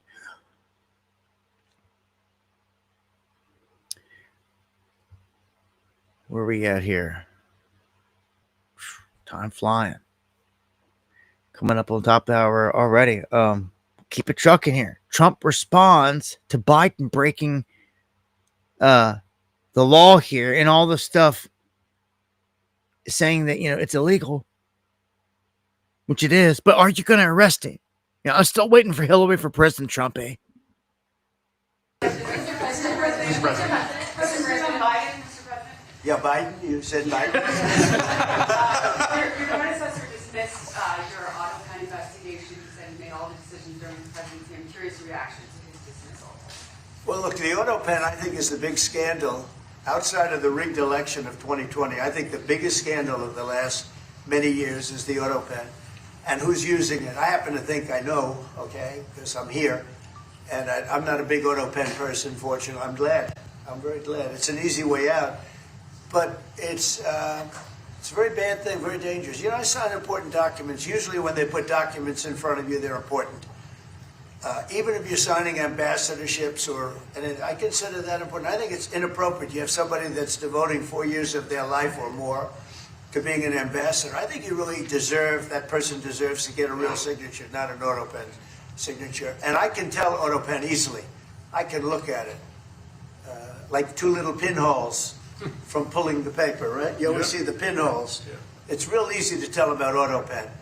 I think it's very disrespectful to people when they get an auto pen signature. Outside, auto pen to me are used when thousands of letters come in from young people all over the country and you want to get them back. And, people use auto pens for that, to send a little signature at the bottom of a letter where you have thousands of them. We get thousands of letters a week.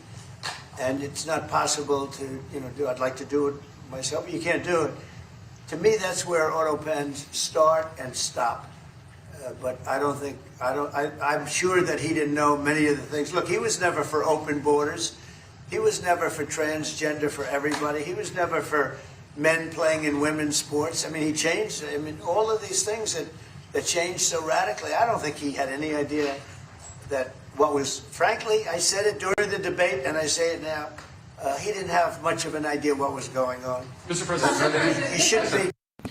That's crazy. And I think that's one of the reasons why, and they played the cancer card here, obviously, and it's all set up. He's never going to go hard on Biden. Biden's he's got to pass at this point. Just, come on. She's sitting on the beach right now somewhere. He's got to pass. If the guy is even alive. Until they officially kill him off, the character, somebody's got to play him, right? Somebody's got to put the mask on and show up and at least walk around like a robot and play the character Joe Biden until they put this way, which I feel is going to happen soon. This guy's supposed to, now they're telling you he's had cancer and they think for a decade and all this other stuff and like blah, blah, blah. And it's like, it's horrible. It's spread everywhere. It's bad. Like, okay. Like, then like any day now, like, that it's gonna sweep him under the rug. I guess that's definitely coming up in the offing. Seen Bill Clinton talking about the whole thing, like he's super old too, so I don't know where George Bush is hiding tonight, but man. There's a lot of criminals out there that deserve to be rounded up that are not mentioned anymore. And they need to be. So I'm going to do it. Get them. Again, like but the former sitting presidents, or former presidents, should I say, ain't nobody going after him. Trump's doing nothing there. Again, I learned this. It's the fool me once, fool me twice type thing. Like I learned back in the first presidency when he didn't go after Hillary.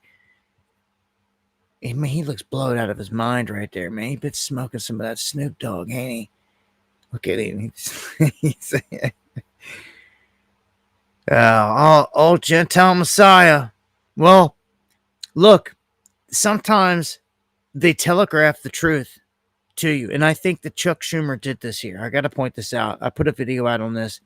Because he calls it the "we're all going to die" bill. And they make a big mockery out of it. They laugh it off, ha, ha, ha.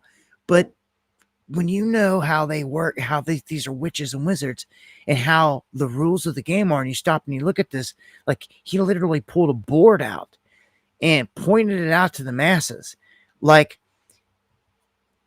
he's saying all these other things, but again, he doesn't mention the AI factor. No one that's calling this thing out is mentioning the AI factor. In terms of these high level establishment politicians, they're like avoiding it. But what he is doing is he's saying that, like, if this gets passed, everybody's going to die.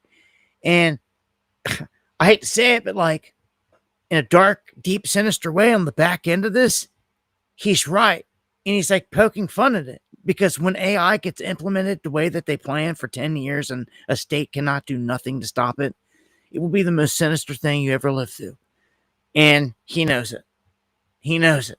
But he ain't going to be around much longer anyway, because he's old too. And we all know one thing. Donald Trump is just lying about the bill.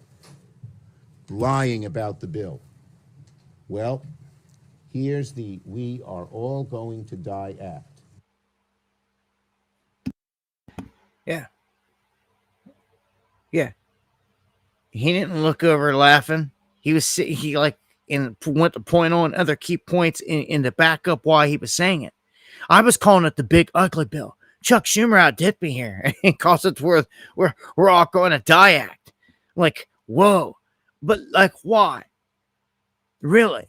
I'm telling you why. It's a sigil. And he just telegraphed it. They better vote no on it. Again, I salute all you guys out there that reach out to your senators, your governors, and you put pressure on them. It's not hard to do. Look them up in the search section on Facebook, on X, like many of us have done, and just holler at them. Just be like, hey, could you please vote no on this? Apply some basic pressure. All right, going to go over to Horseface here, MTG. She again says that she will oppose Trump's big, ugly bill over the AI provision. So she is the only one. So I have to give her those props. Like one of the stooges had to step up and do it, right? Or it was going to be like the elephant in the room. So she's the one. She draws the card. She's the one out here saying, this is why. Because of the AI. And she's the only one. So I got to give her props on that. Somebody else wants to step up and call it out. We'll give them props. This is horrific. The AI thing, the more knowledge people get out there on it, the better. It's still yet to be passed or anything. Like, they're fighting over this thing. They're trying not to make it seem that big of a deal, but it's like pretty obvious it is. What we need to do is to build an AI to fight for us. Can you see it's here? You can't deny it. All right, those that want to say, oh, I'm not going to do this. I'm not going to, you talk crap. You're still going to have to go to the doctor here in the future. Your doctor's office is going to have AI and everything embedded within it, forced upon it in ways that you're not going to like in other people. In the future, and your state's not going to be able to stop it for 10 years. Like, it's going to affect people that are sitting back thinking this is not going to affect them more than they even know. And this has to be a no. It's not hard to stop the bill, yank out these key tyrannical things, and then maybe you have some luck pushing it on through. If you're so worried about a deficit and all this money, which is all garbage anyway, they want this. This is part of it. This is the key. This is why they put it in there. This is why it's not part of its own act. And I cannot understand for the life of me. Well, I guess because they're all crooks and they're criminals. They've got it to a point that they can get away with this.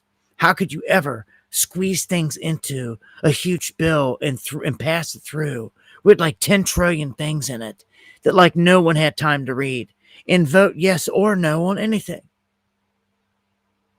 Huh? Rand Paul did it one night here a couple of years ago. It was a huge bill, same kind of scenario. It wasn't this one, but it was a huge one at the time. And he sat up all night long to the very next day, and he live streamed and even showed it. He goes, "There's no way. All you people are going to vote on something. I stayed up the whole time since we got this. It was a huge stack of mountain, and he didn't even crack into it. He showed proof of the reality that this is all fraud. Like, none of you people are even taking the time to read because they're not even given the time to do it. Realistically, there's no way people could. Lakeville, thank you for everyone that got the membership. Welcome to the underground." So, I don't know. This is huge. We got to keep talking about it when we can. The AI provision, where they're taking this, is tyrannical. So, huge ding on the Gentile Messiah right here in their administration. I'm about to just start coming up with the list and writing all these things down. It's going to start generating this list that's going to keep growing of tyrannical things that they're implementing that's on them. So, keep pushing. The liar Bongino. This guy, man, he can't even look the camera or anyone in the face the same. He's struggling to do it. Because he can feel the burn. I know he does. I can see it. He can feel all of us saying, "F you, Bongino." All the people that watched him on live stream all these years, that like he went live all the time, and like he had his own little audience, and he tapped into the whole Trump crowd, and just like he was designed to do. But it was never any harsh backlash. It was always just doing his live shows and always just getting some love, and some cats would say, Bongino this, Bongino that. He wouldn't catch no heavy flack. Well, now that he stepped into this position and put that tie on and become one of these feds, he can literally feel the people when the camera's on him screaming, "F you, Bongino," through the camera at him. He can feel it. I'm telling you. The spirit is real. Vibe is real. Karma and all this other stuff is all very real. And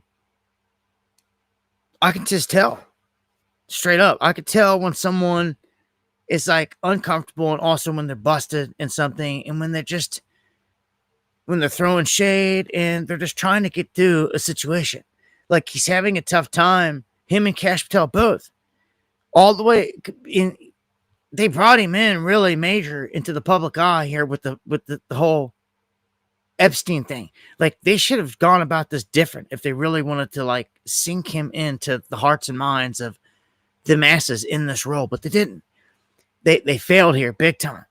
And they pulled up the Epstein thing, and they thought, okay, well, we can't go wrong having Patel and Bongino both a 1-2 punch come out and tell the whole crowd, look, this is what it is. And feed them a lie and try to look at the camera with a straight face and say, Epstein killed himself. Well, they failed miserably at doing that. Completely. They fell apart.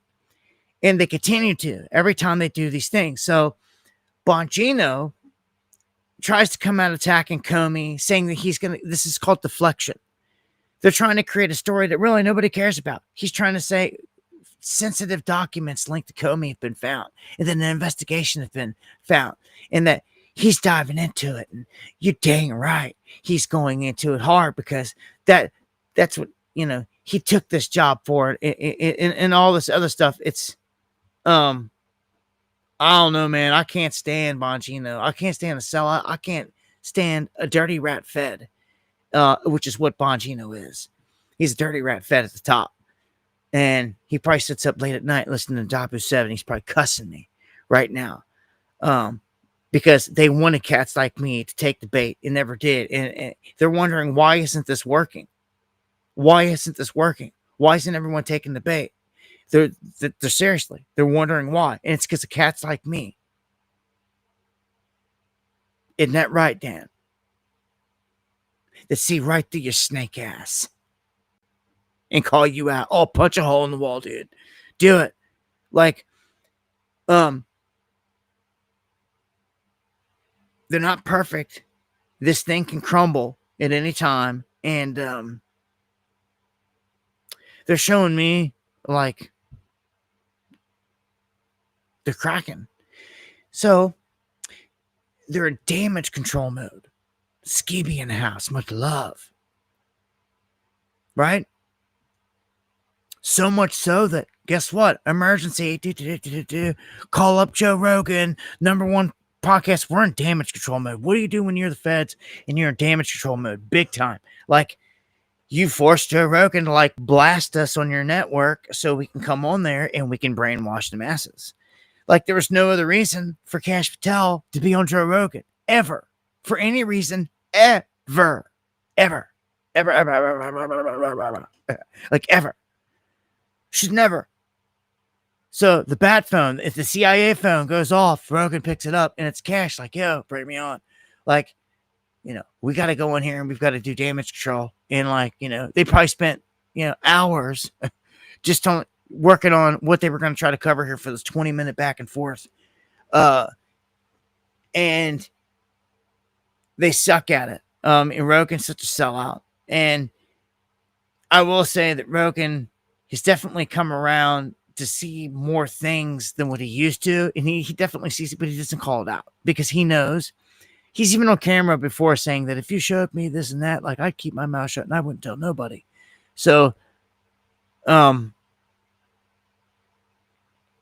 Kash Patel triples down on his assertion that the pedophile Epstein killed himself and that they're going to release the footage. And then Rogan like hits him hard and he's just like, oh, it's not going to be AI created. It's not going to be, you know, it's not going to be, you know, blah, blah. And like Cash's like, no, I'm going to give you the tape from the tape. And when he said the tape from the tape, hold on, dude, you just screwed up. You just screwed up the tape from the tape. All right. Like, some of us just are not caveman stupid and have a higher intelligence. You just like signaled the taping of a tape, an editing process of a tape. Okay. Should just been, I'm giving you the original tape. No, a tape of a tape. You messed up with your wording, cat. Like, this dude sucks. And like, we're going to smoke him everywhere we get him. Okay. Cause smoke him while you got him. This beady-eyed rat is a punk fed of the beast. You understand that? That's what you are, Kash Patel. A sellout. And you too, Dan Bongino. It's you and your goons that kill people like me every day. Real riders. It's Illuminati. We're going to call you out on everything that you do because it's evil and it's wrong. If you're doing something righteous, man, I give you the props, but you're not. You're covering tracks and you're getting caught doing it. You're sloppy at it. You suck. And it's just the facts. You got to go and Rogan for damage control here while you censor the hell out of us over here for decades. Like, why don't you go lift the lid off, take the little label off WW3's account? Huh? Just do us that favor. If you're fighting a good fight over there. Because I know y'all listening. Skeeby. Yeah. Little agent that's listening tonight. Go take this back to your boss, man. Like, he was talking to you guys tonight. Thought you might want to hear it. Yeah. Yeah. Like, I can't play this. I want to play this, but I can't play this because last time I played it, I got a copyright thing. Again, censorship crap from Rogan. Because I wanted to play you and show you Patel squirming. They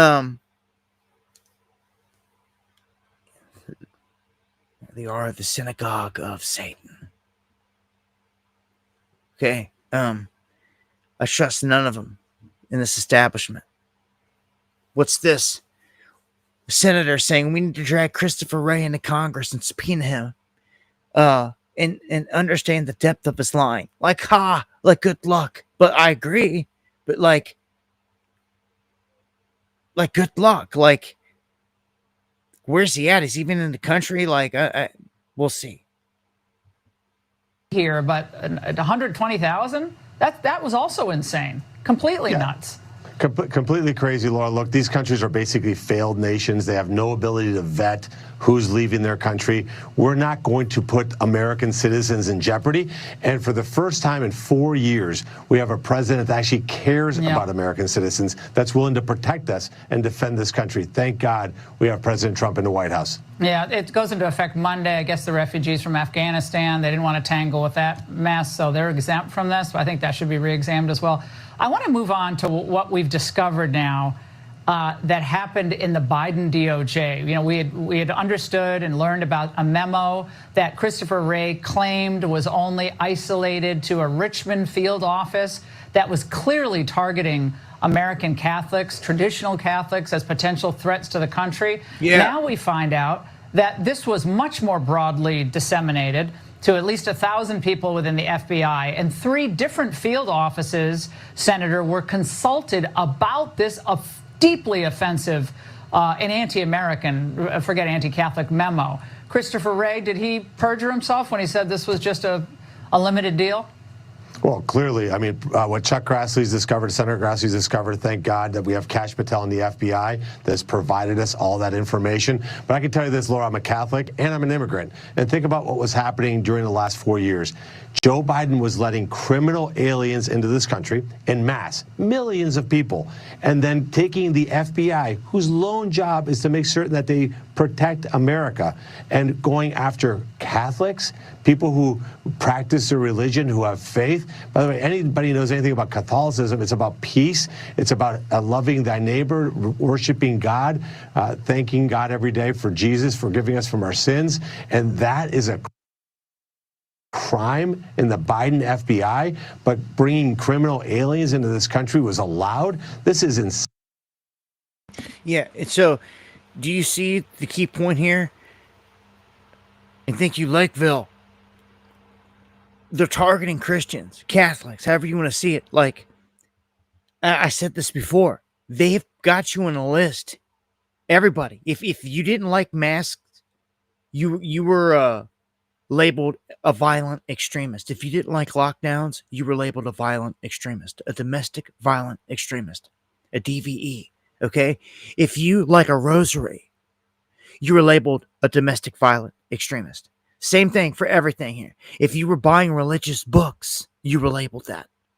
A domestic violent. I mean, what is violent about any of that? Nothing. But this is what your government has you on file as being labeled. That way they can convince the troops when they send these troops after your ass or whoever, like, oh, you need to go after these people. It sparks the idea in their mind and it validates that they can come kill you. Because they look at the file and right at the top, this is the list of, the first thing it says is, this is your list of domestic violent extremists. And it puts right in their head that any name on there will be killed. This is a demonic game, dude. This is ridiculous. I'm just sick of it. As of it's just like it was in the days of Noah, right? And boy, remember it was worse in Noah's day, because as soon as he came off the boat, he had to ask God to kill the jinn, knock him back, and he knocked him back 90%. Can you imagine if things were like 90% worse than they are right now? Like in terms of hysteria and madness, it was like that at one point. And that was after the flood. That was after the flood. See, people don't even do the research, read their Bibles. They don't do nothing no more. They don't connect the dots. As soon as they came out of the boat and like life began after the flood, after they wiped everything out, you know, like it got hellacious immediately. And it's because the spirit of the giants, the Nephilim, were given power by God to tempt man. That is what is written. Do you understand? That is why we live hell every day. You should know this. It should be cherished scripture knowledge. Everyone knows how this whole thing functions. And you know this. Like, you're in a wicked place here where you wrestle not against flesh, but against spiritual wickedness, the jinn, in high places. It is so true. It is so true. It's an everyday thing. It's a constant in this realm. That's all this is. You were put here to master and overcome these things. If you're just sitting there watching TV and you're just watching whatever, you're failing miserably. You need to overcome things and master them. That is why you're here. You are here to overcome all these evils. Not be used and abused by it. You're going to be tempted by it constantly. They've been given the power to do that. Your power is of choice and to override it. And you've got so much more power than you even know. But you were designed to do. You just were never taught it. You are so powerful. You're so powerful. If you even knew the tools that they try to strip you of. And it comes down to all of it. Oh, man. Where we at here? I'll look up. I say I still got a ton. We're 11, 12. All right, so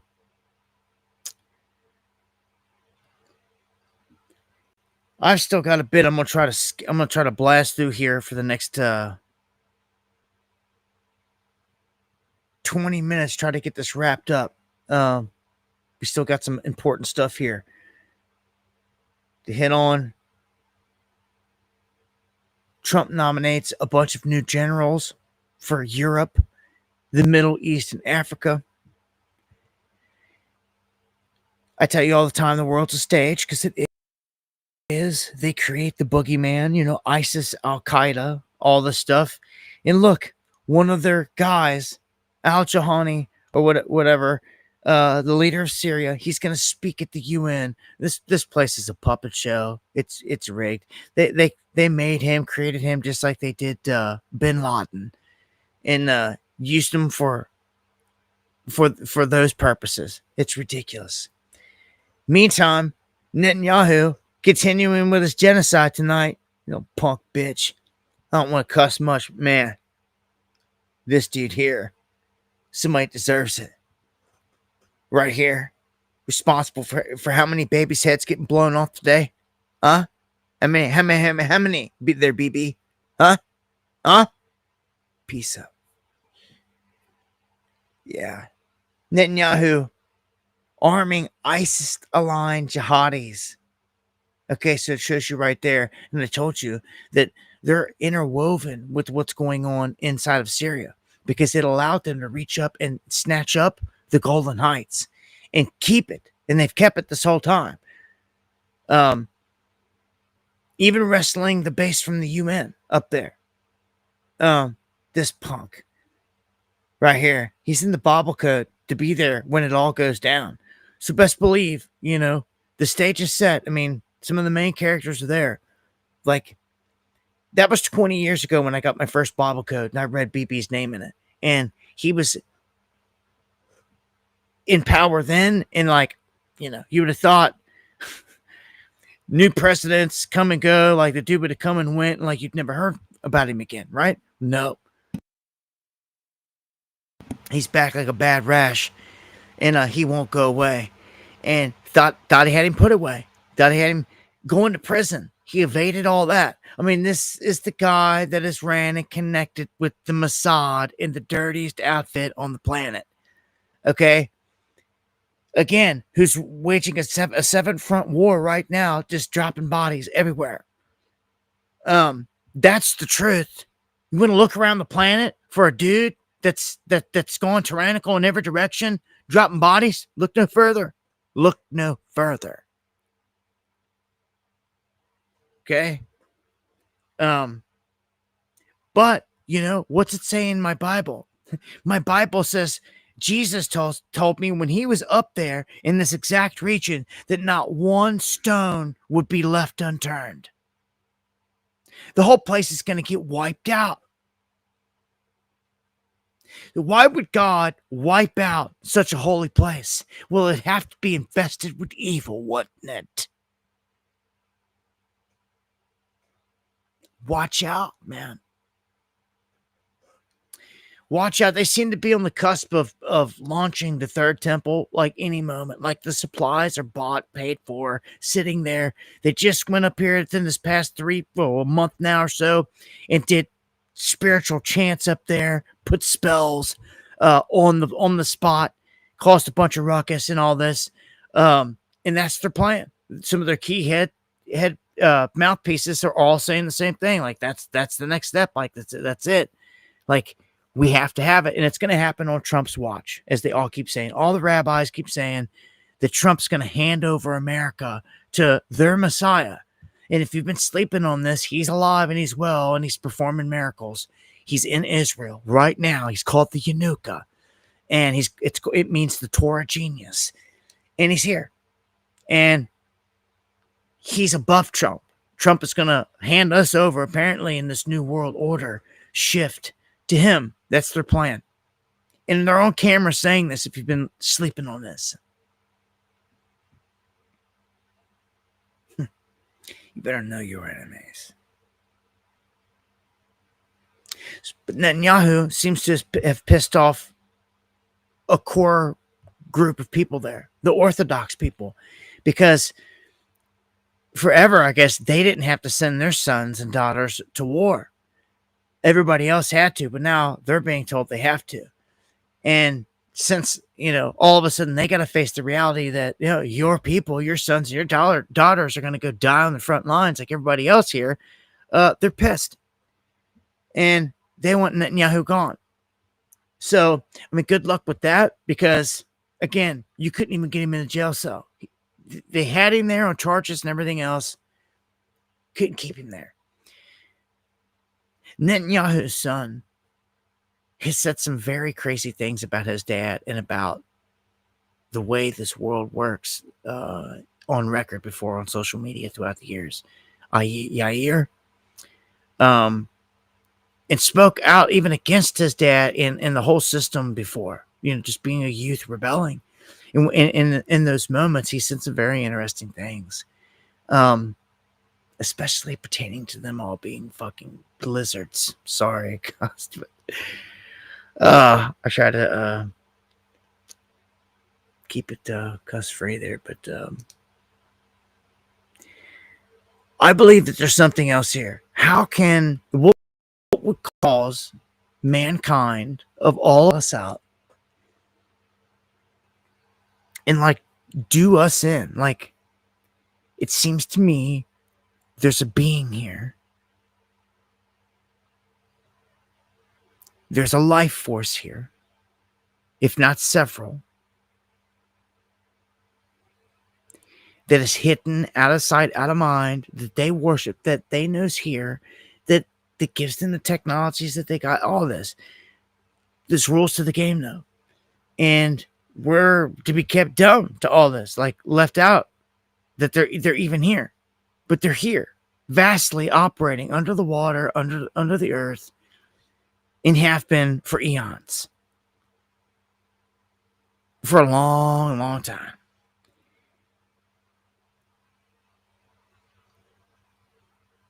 There's nothing more important than waking up the whole crowd to this.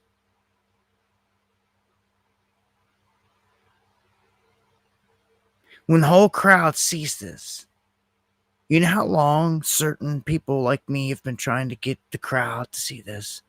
And it goes right back to They Live, Roddy Piper, classic example of putting together a piece to try to open the eyes of the masses. Look, what's going on? All around you, hidden in plain sight. And it's not even real people. They're not even human. They're something different. Off the V, strip some of that skin off, you're going to see the little reptile underneath now. I don't doubt it. I don't doubt it one bit. Especially on this planet. And even us, we have reptile cores in our brain.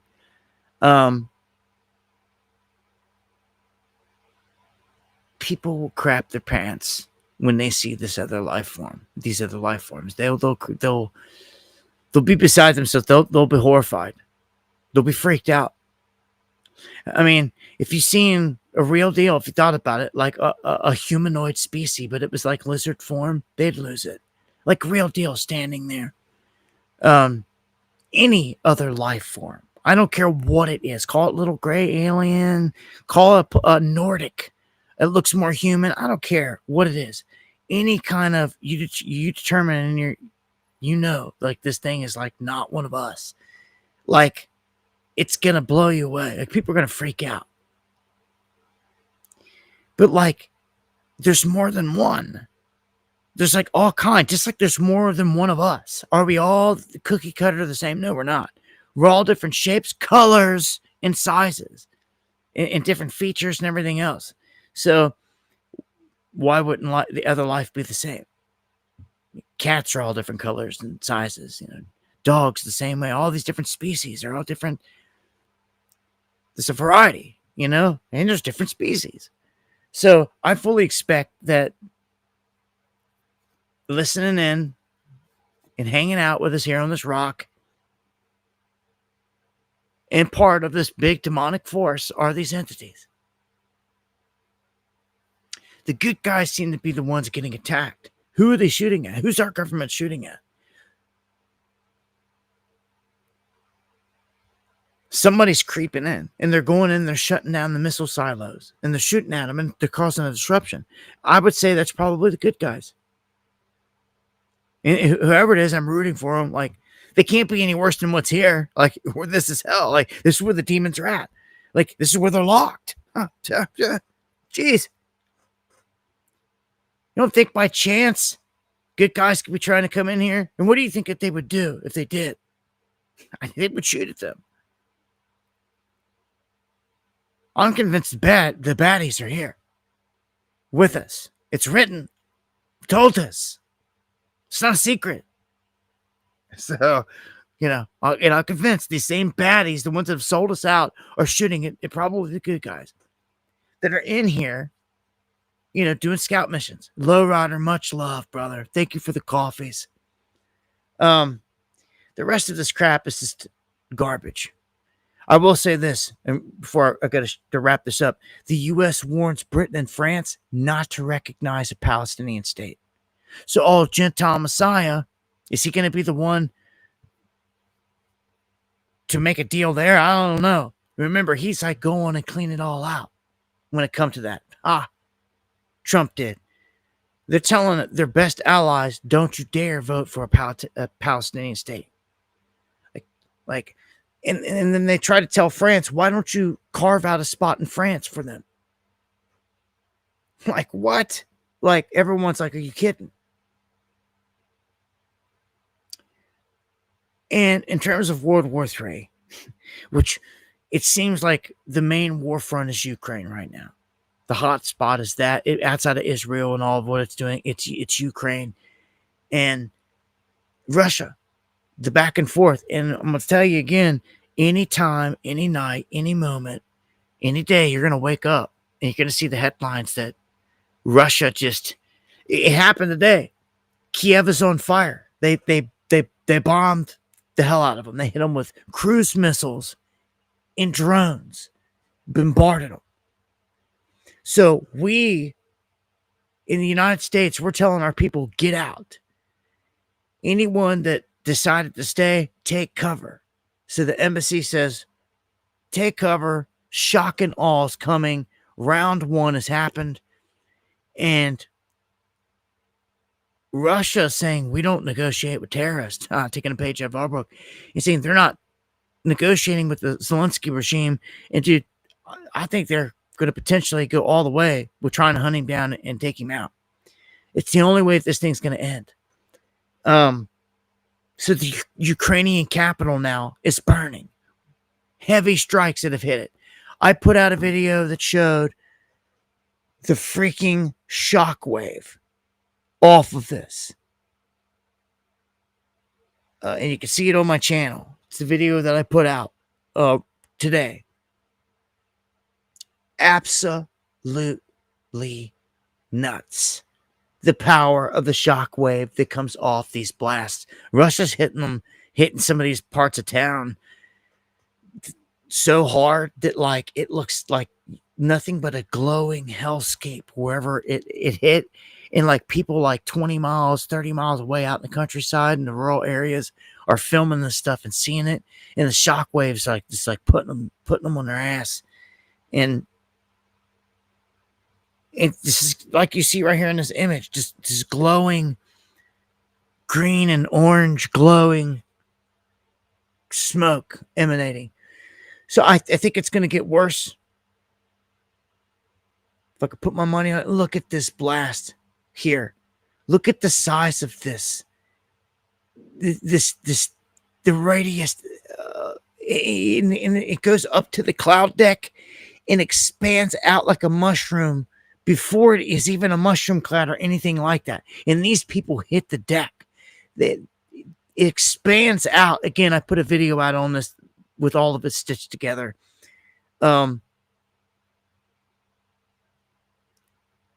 Insane. Big bombs being used. Big bombs. Putin urges the Pope to speak out against Zelensky. And Putin said before that the Vatican wouldn't be a good place to have a talk because it's not neutral ground. So I think he's feeling the Pope out here. Of course, the Pope, an American Pope. But he's trying to see where he stands on all this. And he's trying to get him to speak out against the persecution of the Ukrainian Orthodox Church. And he kind of put him in a spot. And well, I don't trust this dude, this Pope. I don't trust none of them. Black Pope that runs the game anyway. But what do you know about that? Bunch of these guys saying the escalation is going to continue to go. Well, doesn't surprise me. Let me finish up here with this.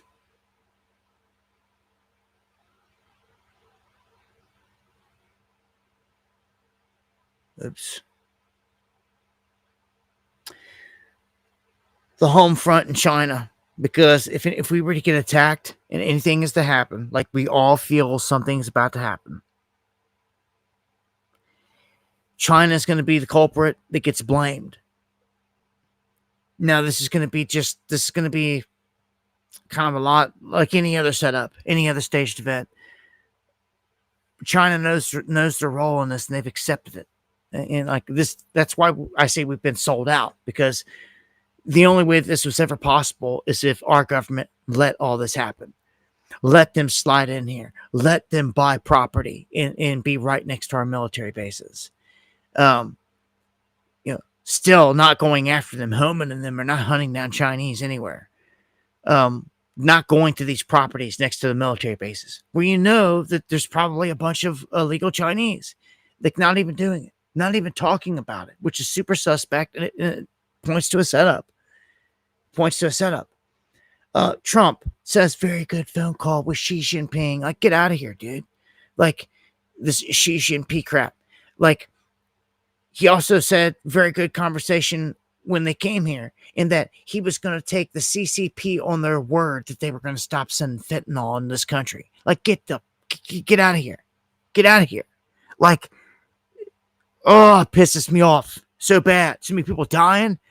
They just intercepted another massive shipment in California of stuff coming from China that was meant to go to the cartels. So China's not stopping any shipments. What do you got to say about that, Trumpy? Huh? Your pals, you took them on their word, huh? Already proven you wrong. Busting them at the docks. Like, just it's all a show. It's a puppet show. And this one right here will be the last one. Arizona governor vetoes a bill banning China from purchasing land in the state, meaning she's greenlighting it. She's letting them do it. She's doing everything in her power. This is treason. Do you understand? Who's in Arizona tonight? Huh? Raise your hand. Don't slide down in your seat and hide. Like, where you at? Like Like, whoever's in Arizona, you got a little task in front of you, and it may not, you may not get a good response from her, but like, you need to reach out and like, you need to do exactly what we did with the AI bill. You don't need to like go to their office with pitchforks and all that. No, reach out on social media. It's very easy. Search up Arizona Governor Katie Hobbs. Just look up Katie Hobbs on Facebook, on X. Then do I need to hold your hand to do the whole thing? Seriously, say something to her. Get her attention.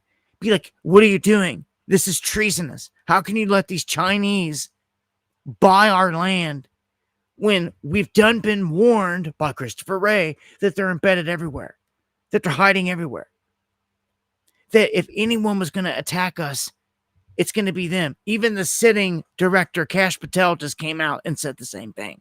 How can you dare? That's aiding and abetting. It's like working for the enemy. Like, the list goes on. You want me to write it for you? Like, come on, people. Jason, thank you for the coffee. We've got to be proactive. People don't want to get up off their ass and do anything. Well, at least do something from sitting on your ass. That's how this country goes down in tubes, man. All from their black magic. I salute all of you to fight the fight. I know I'm preaching to the choir when it comes to you guys. You guys fight the fight. But it's all the ones out there that don't. Look, at this point, all I can do is cover what's happening on a daily, weekly basis right now, keep you up to speed with what's going on, but you have to have a plan. You have to have a plan for these big events. You can't keep tuning in and hearing me warn about these big events coming around, knowing that we're all preparing, and then, like, you doing nothing. Like, you have to do something. Like, they're going to hold hostage the banks and their money here at any time. You know, on the table also is just pulling the plug, put the lights out anytime as well. One of the most horrendous ones is going to be the real pandemic when they throw this at us. Bill Gates running around out there right now acting like it's about to happen. Like, people are like, what does he know? I wonder what he knows. He's giddy. It's sickening and disgusting. Again, Trumpers, your Trump had a chance to arrest Bill Gates this year in Mar-a-Lago and didn't do it. Instead had dinner, and they discussed how to make money off of mRNA, which to me equates to how they're going to make money off of this event. That's sickening. It's disgusting. And like, you don't care. So, whatever. Much love to all my pure bloods. Salutes to all the real fighters, man. Again, if I don't see you in the flesh in this life before we check out, I see you on the other side, man. I thank all of you to fight the good fight, man. There's not many, man. There's so many shills and gatekeepers out there. I salute all the real, man. All the real. You're all that's left. All we have is each other. Deanne, thank you again, man, for the coffees and support. All you guys that share the stream, thank you to the fullest. Okay, I'm gonna look to shut this one down then.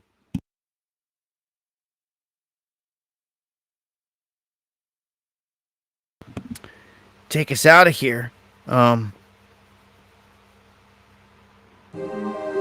I'll look to be back here on Monday, God willing, if the Lord doesn't return in the coming days.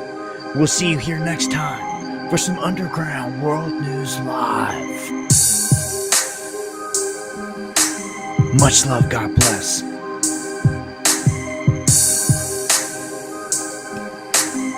I'll see you on comment. Much love, all my pure bloods. Lowrider, Comrade Kim, E-Fitz, S, RJ, Millish, Kuna, Riding, Billy, Hoodie, Resi, Bones, Kilo. Much love.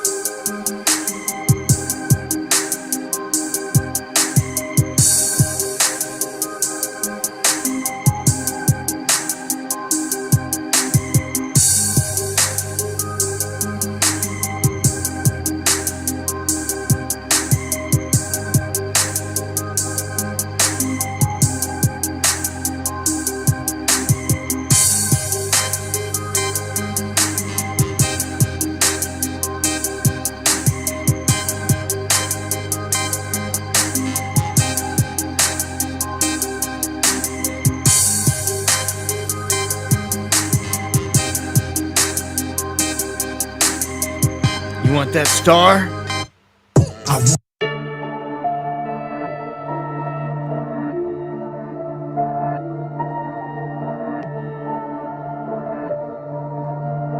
And this is Illuminati.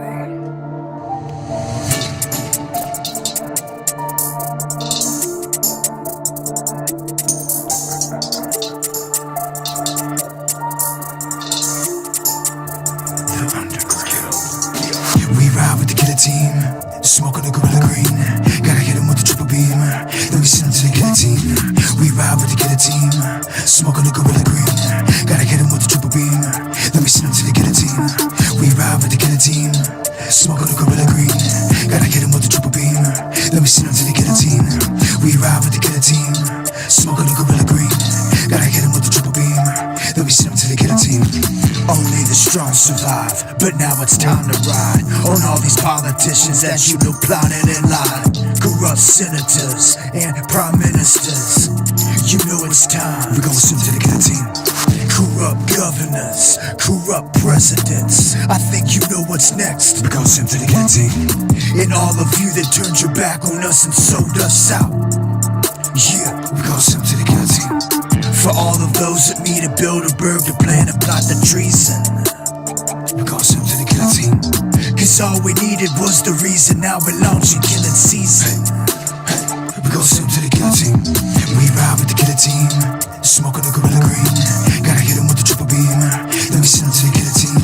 We ride with the killer team, smoking the gorilla green. Gotta hit him with the triple beam, then we send him to the guillotine. We ride with the killer team, smoking the gorilla green. Gotta hit him with the triple beam, then we send him to the guillotine. We ride with the killer team, smoking the gorilla green. Gotta hit him with the triple beam, then we send him to the guillotine.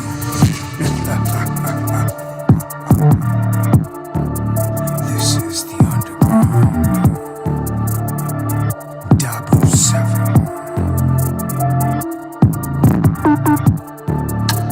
We catch you. It's off with your head.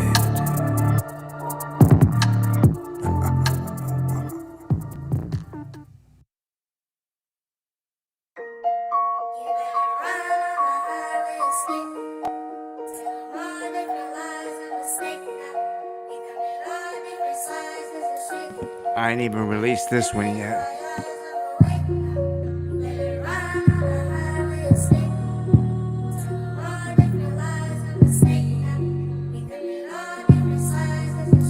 The underground. I guess I gotta finish it now. WW3.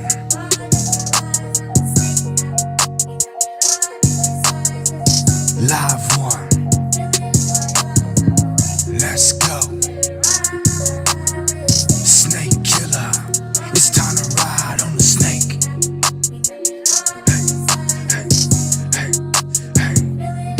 That's cause I strike like a viper, shoot like a sniper. Top of the game when I drop that cipher. Can't be controlled cause I'm way too hyper. Y'all be the book, I'm the windshield wiper. Play, hit your fade. Better take an aim when you buck a flame. Hit him with the rhythm, releasing the venom, running up in him, we give it truth to the game. Now y'all ain't ready for the showdown, cause it's about to go down. That one around town on the lowdown, these boys put the dough down. We don't mess around, we don't clown. You didn't know, now you know now. You running the mouth, you better slow down. Get your whole clique mowed down. Now God is calling, he's coming to hunt the fallen.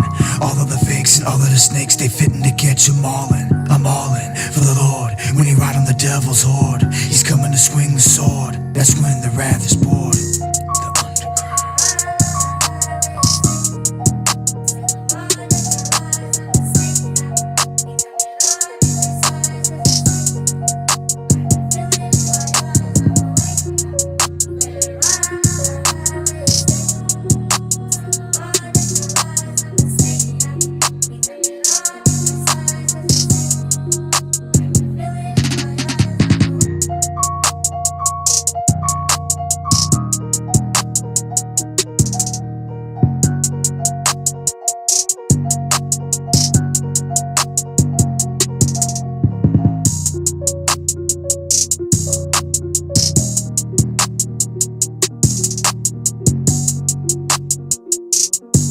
Much love, y'all.